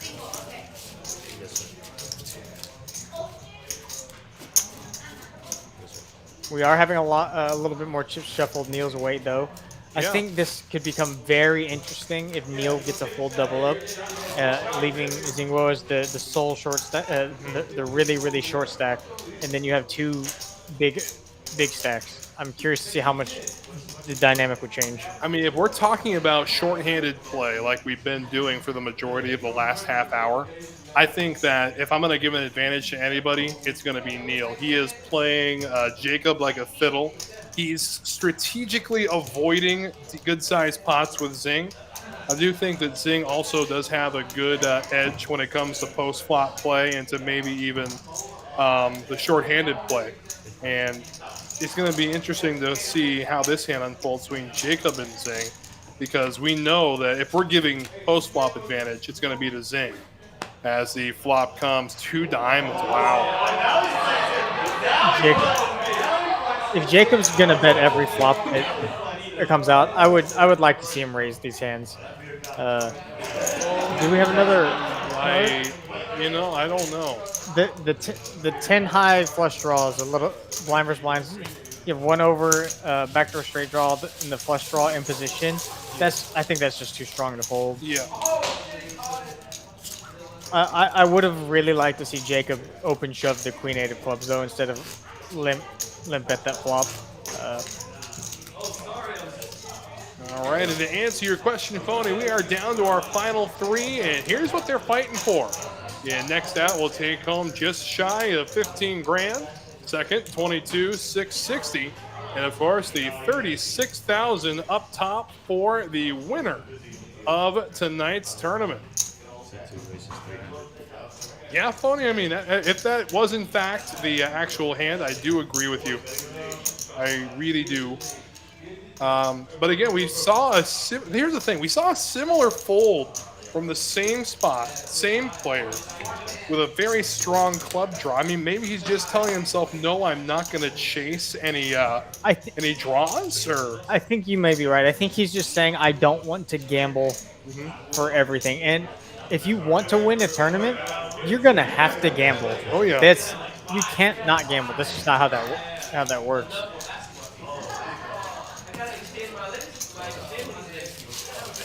So you look at those stacks, a whopping 16.825 million for Jacob.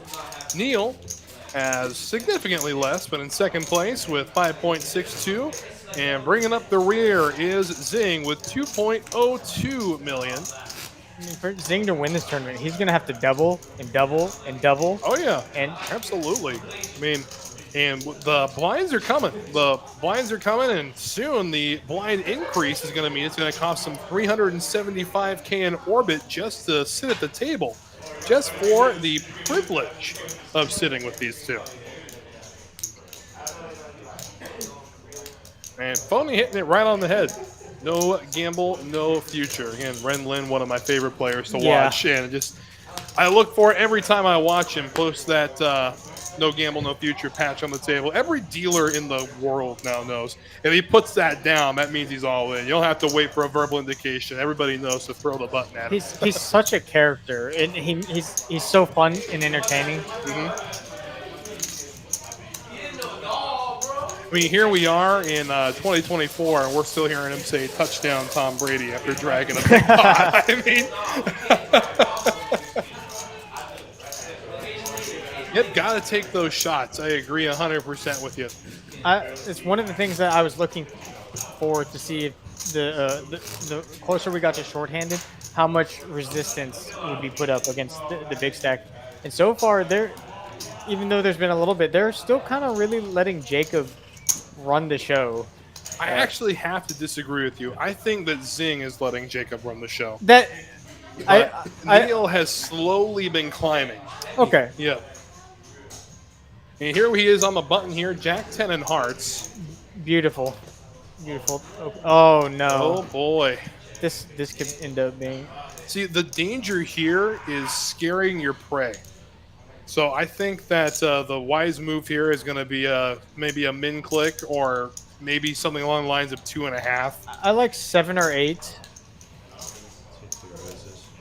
875. Yeah, that's Yep, a good size. there we go. I like Under this 3, size. I yeah. think that'll keep Neil in one more street. And I think Neil has just enough hand to see a flop. J-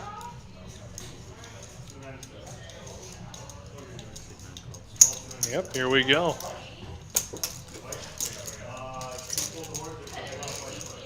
This could be an interesting one.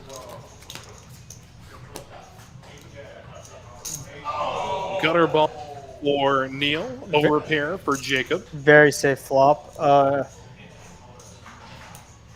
I think he's going to do the standard small bet at a very high frequency. I like it. Just about a quarter Pot. pot. Yep.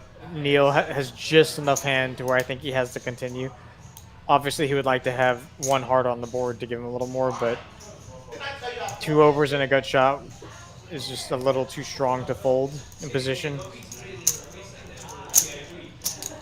And to the turn we go. He's hunting an 8. Instead, a 6 peels off. That's a pretty safe card for Jacob. I'm not a big fan of this check. I don't know what we're pot controlling. If they have 9s or 7s or deuces, we're gonna lose. We're gonna double them up no matter what. Right. We're not folding. Neil with just jack high, opting to try and. I'm curious what his sizing is going to be because this is a bet really trying to get ace high to fold. I don't mind it. It doesn't need to be incredibly large. I think something like 800, to $1 million. Goes for the mill. Jacob Flatting, elects yep. to just call. Keep all of Neil's hand. And he ends up with top pair. This could be devastating. I'm curious to see if Neil would turn his hand into a bluff here. It's very clear that I don't. It's interesting because I don't know if a 10 is good enough showdown once you get 3-bet and then called on the turn. That was just a weirdly played hand on everybody's part. At least from even chat's letting us know it was very odd. I like Neil's bet on the turn. I really like that once it's checked to him. Yeah. You don't need to go big. You're really just targeting ace highs, king highs to fold out their equity. And then once you get called, you don't have the best hand. If you make a pair, you are very unlikely to have the best hand. Definitely, yes. And on a board where you're going to have an 8 so much more frequently than he is, I think that was a very good chance to turn his 10 into his rivered pair into a bluff. Kings is going to have all the overpairs are just going to have a nightmare to. I mean, you can put yourself through any amount of mental torture, but the bottom line is kings are going to call any bet, regardless of the river. But let's say he straightens out, he hits his set, but he's going to get paid every time. I'm not sure on that particular run. I think that's a river where Jacob could have found a fold.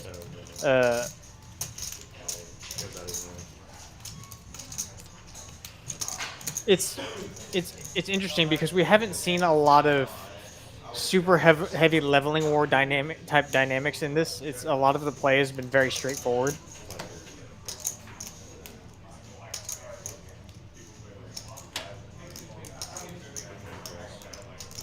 And from the small blind, he's suited. And this is one of those spots where you take advantage of the fact that he's going to be over limping a lot of holdings. I think at this point, it's not going to be so much about the like he does. It's a good raise, I think, against a full ring, but I don't think against a shorthanded table it's going to get you too far. And now you're going up against somebody who's demonstrated he's a much better post flop player than you are.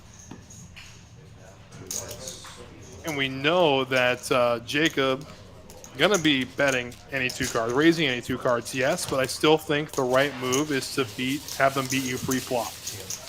I mean, especially at this stack depth. I mean, for crying out loud, there's only 4 million of the 24 million at this point that you're not holding. Yeah.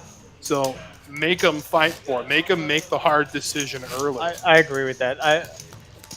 I think Jacob is missing a lot of opportunity to really leverage his stack here on these two players.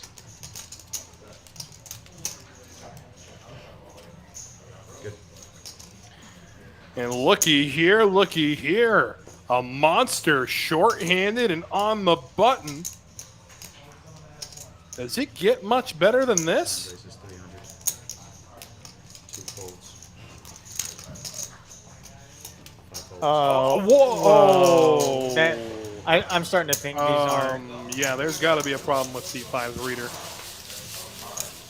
There's.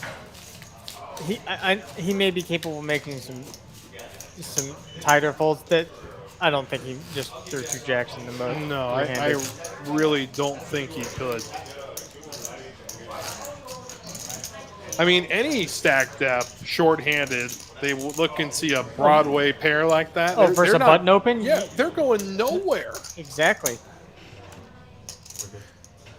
I mean, you could be just 2 months into your tournament career and know that's a jam, especially against a stack size like Neil's, where you may be able to scare off some weaker ace-x holdings and just take it down there and move on without having to see a flop, without having to worry about racing. I think Guo's stack size is just small enough now to where you can kind of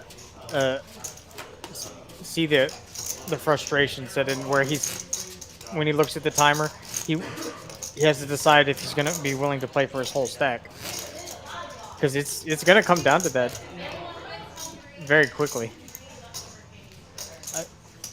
I think Jacob should just be doing like what we discussed earlier, just all in with any 2 cards. Zing's sitting on a 1.3 million. And Jacob with a good hand in the big blind again, right? His stack over 20 million, in just over 24 million in play.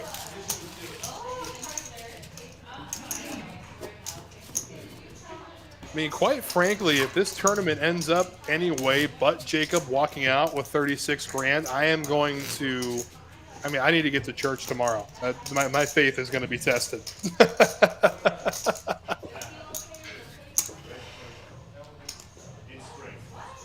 Natural 9 for Neil.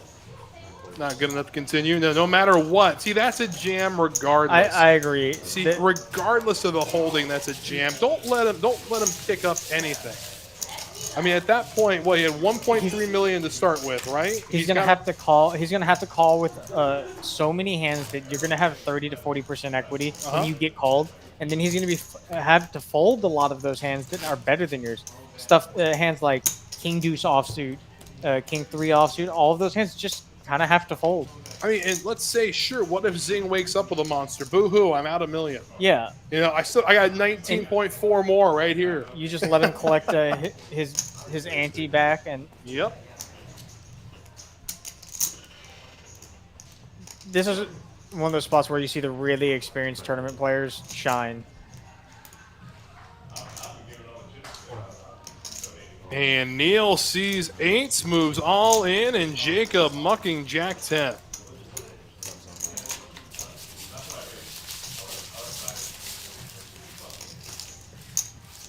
I mean, to a certain extent, I understand, you know, wanting to wait for the short stack to make a move. It makes you look that much more dangerous to the other player at the table.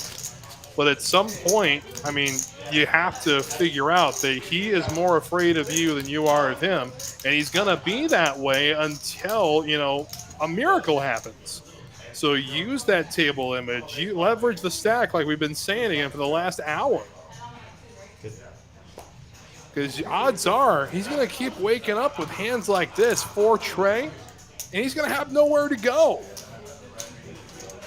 I would love to have seen Neil shove this instead of limp it. Yep. The, every chip matters here now. And see, this is the redemption right here. Go for the check raise. Go for that check raise, Neil. Come on. Don't Neil, let me down. Yeah, if Neil check raises this in, I like this. There I it love is. it. I love it. That is how you take care of business. Neil's adapting to it. Good pickup by Neil.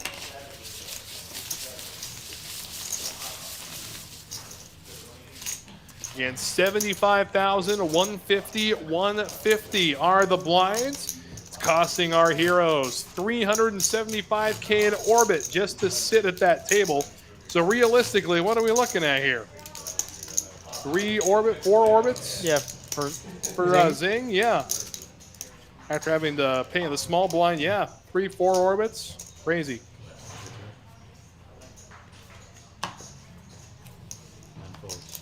just There we go. Hey, there it is. Maybe he's listening to us. and also, I mean, his hand looks a little bit too, but true. I, So, and I was asked an interesting question the other day, and I want to get your take on this new tournament player before I give my answer. But someone asked me, at what point do you stop thinking of your stack in terms of big blinds and start thinking about your stack as how many orbits I have left? So as someone who's new to the tournament scene, I want your take on this before I give my answer. I personally will never think of it as how many orbits I have left. All right. I'm so competitive by nature, and when I enter a tournament, my goal isn't to make as much money as I possibly can. It is, but it's not. I want to try and ladder up as much as possible. I want to give myself the best chance I have of winning this tournament. There you go. I think you're going to be a great tournament player one day. I mean, that's the exact answer that I gave him. I said, I think if you start thinking about it in terms of survival, you're going to go downhill. You're going to put yourself on tilt so much faster than you're just saying, okay, this is how many bigs I have, not this is how much time I have left. This is how many chips I have. This is how much damage I can do.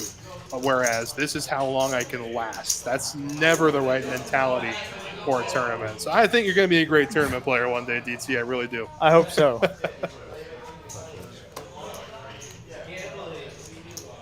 Neil with Ace Jack.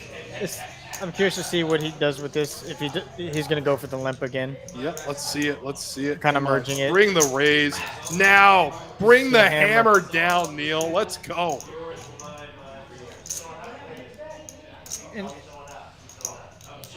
Jacob's doing it with some of his worst hands, and I'm okay with that. The queen deuce, and I like this. I think Jacob is going to adjust, and he's gonna quit raising some of his dingus hands per se, and just elect to try and play post flop now. I mean, what's the saying? Fool me once, shame on you. Fool me twice, shame on me. Yep. Yeah.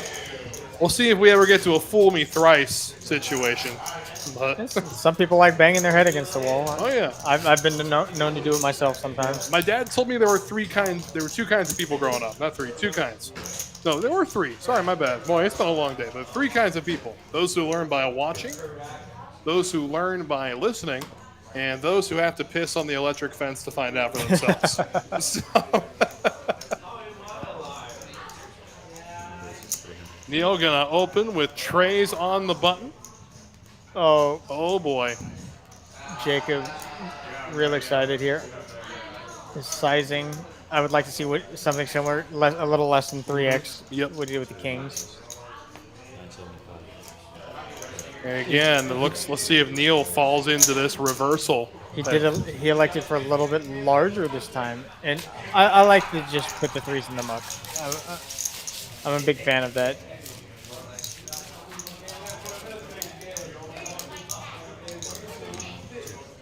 And 66 hands into our Odyssey this evening, and it has not disappointed. It's been a fun table. I mean, we started with the final 9 and have whittled our way down to our final 3 here, and all fighting for that top prize of $36,000 and change. You know, I'm often ask myself when I'm doing these tournament broadcasts, if you were to win that top prize tonight, David, what would you be doing? Oh, wait. Well, you know, put a pin in that question. As Queens. It looks Queen, like. Jack. Oh, so there is a problem, There is with, a the problem reader. with the reader. All right. Okay. We'll take a look at that when we get a I chance. do like the shove. I think Neil snap calling with the king 3 is a little loose since Zing has been fairly snug this entire time. Picked up 4 outs. Yep. To the river, and that's not one of them. It's a good, much-needed double up for Zing. He's been patient, and that makes a lot more sense with some of the other things. Yeah, definitely so. And a big question here from Kirk. I'll go ahead. I'll post that again here.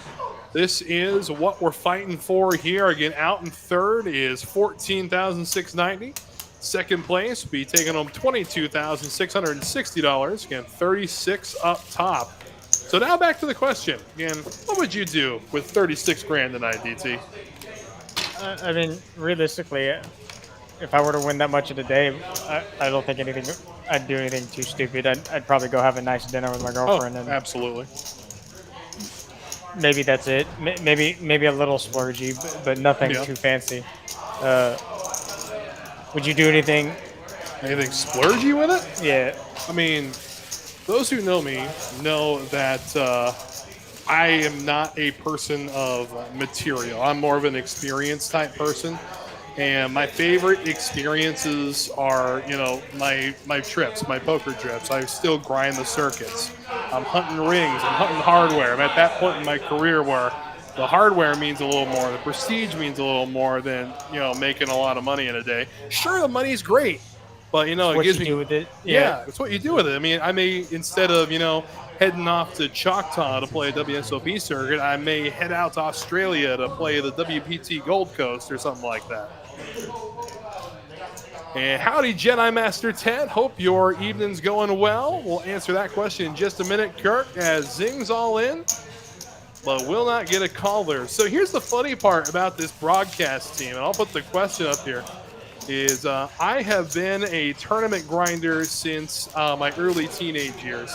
And DT is the exact opposite. It comes from a cash background. So it's been interesting doing a show with complete polar opposites of how we were brought up. Yeah, I was introduced strictly to cash, and I don't think I played in any tournament until after I'd been playing poker for 8 or 9 years.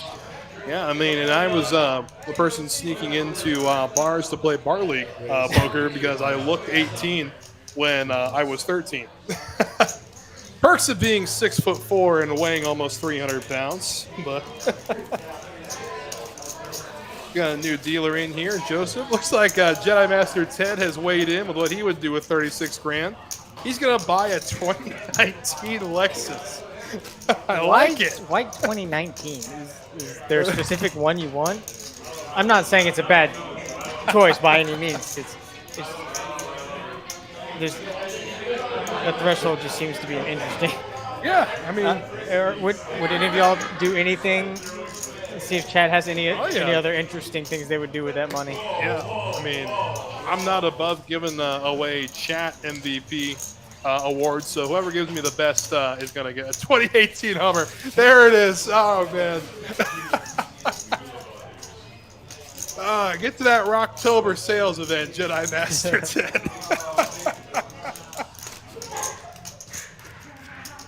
Yeah, I've learned young indeed. Which one? Oh, this is going to go off into a tangent. Again, three-handed searching for our winner this evening. Zing on the short stack, 1.8 million. If you could buy an Escalade for, well, I guess you could put a nice down payment. Yeah, you on can it. put a pretty awesome down payment.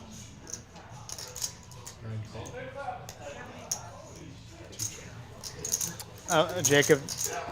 Although 9-8 a little bit more playable than the Queen 3. Ace, king, I- queen, flop, two I would like to hearts. see Neil lead out with his gut shot here. It's just so hard for Jacob to have any real. Yeah, 150. 2 folds. fold out the equity. But yeah, to summarize the question, it would be put into, you know, going to maybe more high-profile circuits, looking for more high-profile hardware, you know, get my name on that WPT cup. But that is very true. There is a storm coming. I do want to see everybody get home safe. I agree with you 100%. And again, a big reminder to everybody out there, if you don't have to be out this morning, don't go out. Please be safe. Please be safe. Thank you very much. If the water looks deep, it's probably deep. Yep, absolutely. And I know it's tempting when you drive a truck with big wheels like I do, but I guarantee you there are times when that puddle's going to be deeper than your tires. So just play it safe out there. Boy, Phony with a Lexus and an Escalade? Phony, what do you do Yeah. for a living, man? Can you give me a job? Yeah, really.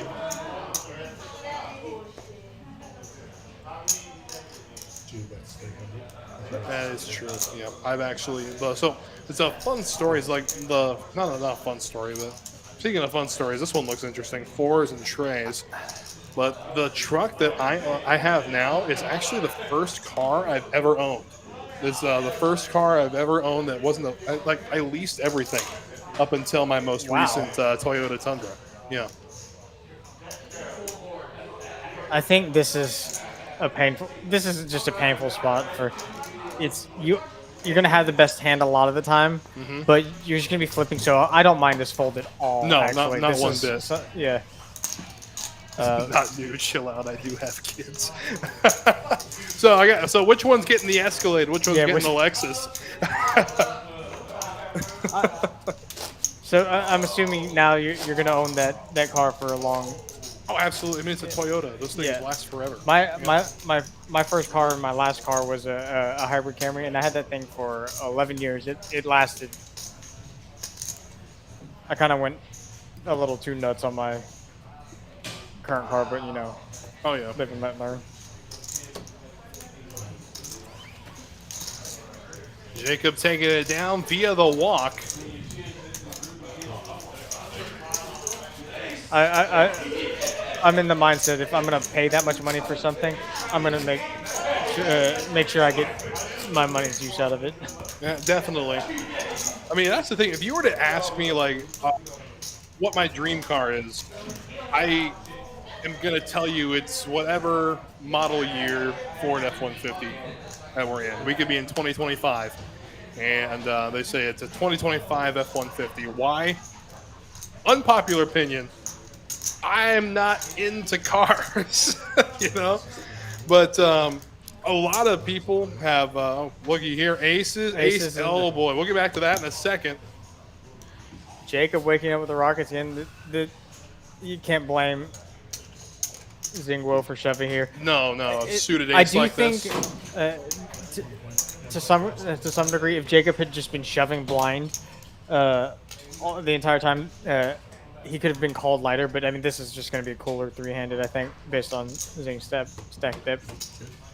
So away we go for his tournament live. Zing drawing to a mere 6% now. Needs to go runner with diamonds. And it looks like that is it. So eliminated in third place. Well played, Zing. Well played indeed. And your efforts have not gone unnoticed, as you will be collecting $14,690 for your efforts. And then there were two. Again, it is going to be Neil and Jacob. Heads up for the big prize up top. Again, $36K up top, $22,000 to second place. And I'm excited because these guys have shown no interest in chopping yet. I wouldn't chop if I were No, Jake. You just have- absolutely not. No. Yeah. Once again, they would have to. I get first place. Yep. You get second. Cool. We're done. Yep. Absolutely. I'm- You want it, come earn it. Yeah. What's your name? I'm. Jacob. Neil, nice to meet you. Neil, yeah. Neil, nice to meet you. Oh, The wow. player introductions coming now. Wow, I'm gonna say it's been a while, but all right. I'm curious to how much gas pedal now that they're heads up. Jacob's going to be putting on. Neil's not super deep, but he's definitely got enough chips for there to be play. Oh, nope. There's. I don't mind this shove though. No, make the decision early. That's what we're talking about. But again, back to my unpopular opinion, I'm not a car guy. I've never been a car guy. The combustion engine still baffles me to this day. If I see you on the side of a road, I can change your tire, but I cannot fix anything else going on in your car. I've shocked myself with jumper cables too many times to want to help somebody with a dead battery, but I'll still do it. That's just the kind of person I am. But that's where my knowledge of cars stops, is jumper cables.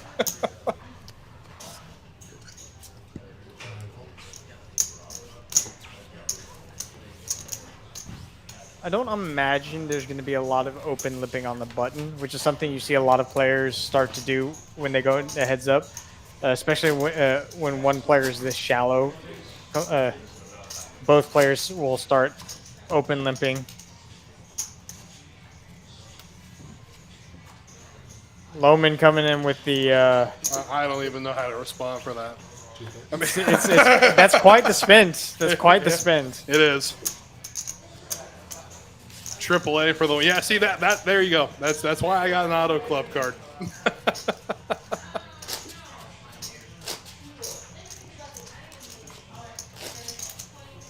It's like when someone asks me, "What are your hobbies outside of poker?" Well, work and sleep. I guess. But even then, sleep's hard to come by. 4s for Neil. Elects to limp. I think. No, yeah, elects to limp. Okay. Has Jacob severely dominated here. Oh, what a good flop for 4s. too. Definitely a great flop.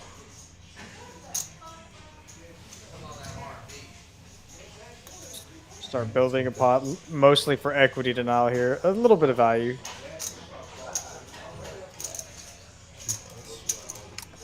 Jacob really looking to play post. It's a pretty safe card for your 4s. I actually have to disagree with you here. I think this is where the check back range of Jacob starts to, the 8-5, the 8 the wrapped around. Yeah, exactly. I don't think it's. I don't mind the bet here. I agree with you. I'd probably just check back. You don't need to get this pot too out of control. Exactly. Jacob looking to make a move here. Yeah, I mean, you're going to have so many better spots on the river with 4s than you are on this turn. I agree. I agree with that. Especially in control of the pot. Yeah. Yep. Facing this small raise, though, I think 4s is probably still a little too strong to fold. We're going to be betting so much air here.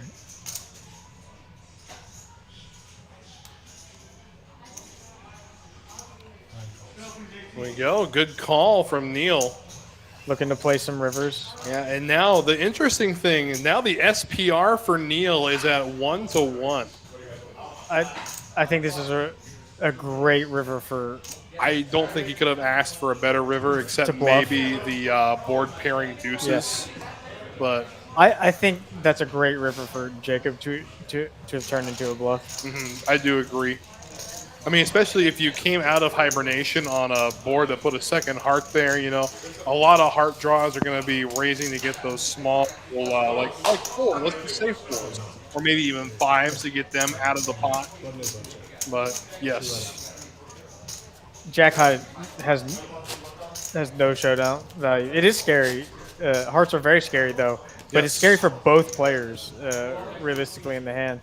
And once again, Jacob just has the chips to work with. Yeah, I mean, there's so many more heart draws in Jacob's range I agree. than there were in Neil's too. So I think it may be a good size bet on the river. Maybe it would have to put Neil all I think in. all in would Yeah. have been. I think it would have been good. Oh yeah, Neil. Neil, Wicked. here we go. Looks down at Queens.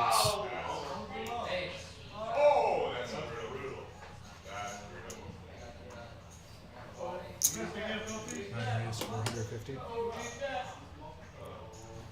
Likes to 3x. Good.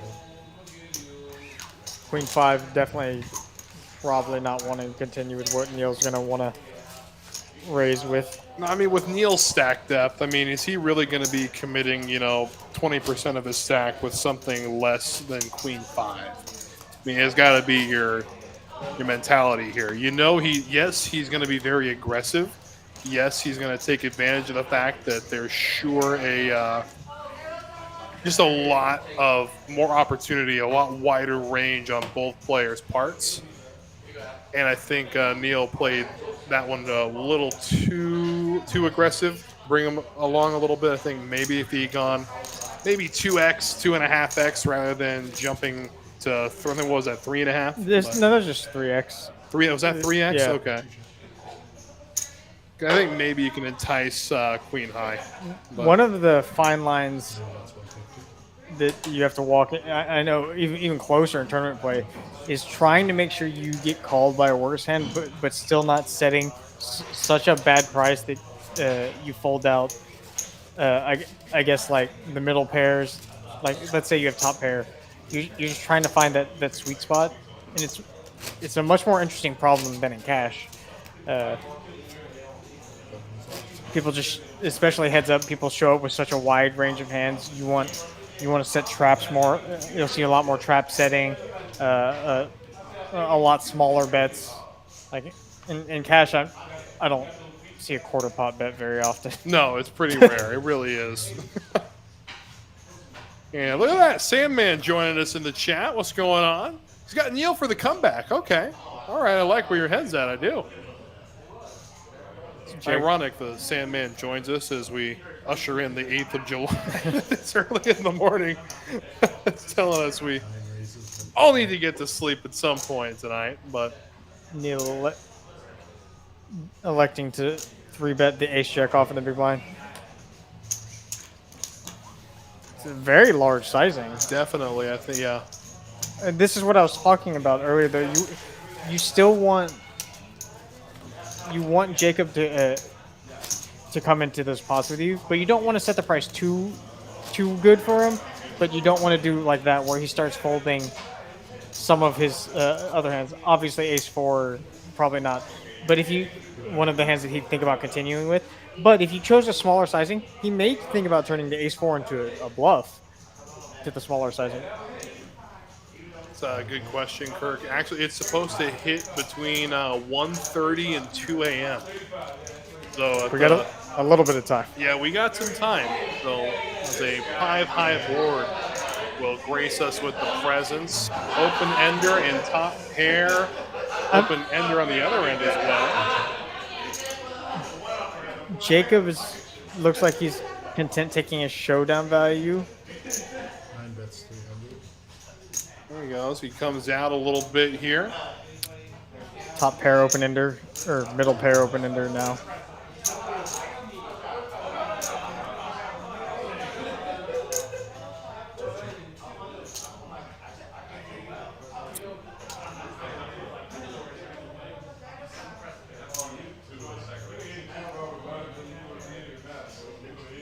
I don't like small sizing here. No, it's got to look like a value bet. I mean, If you were betting a king, yeah. He calls. I can't see.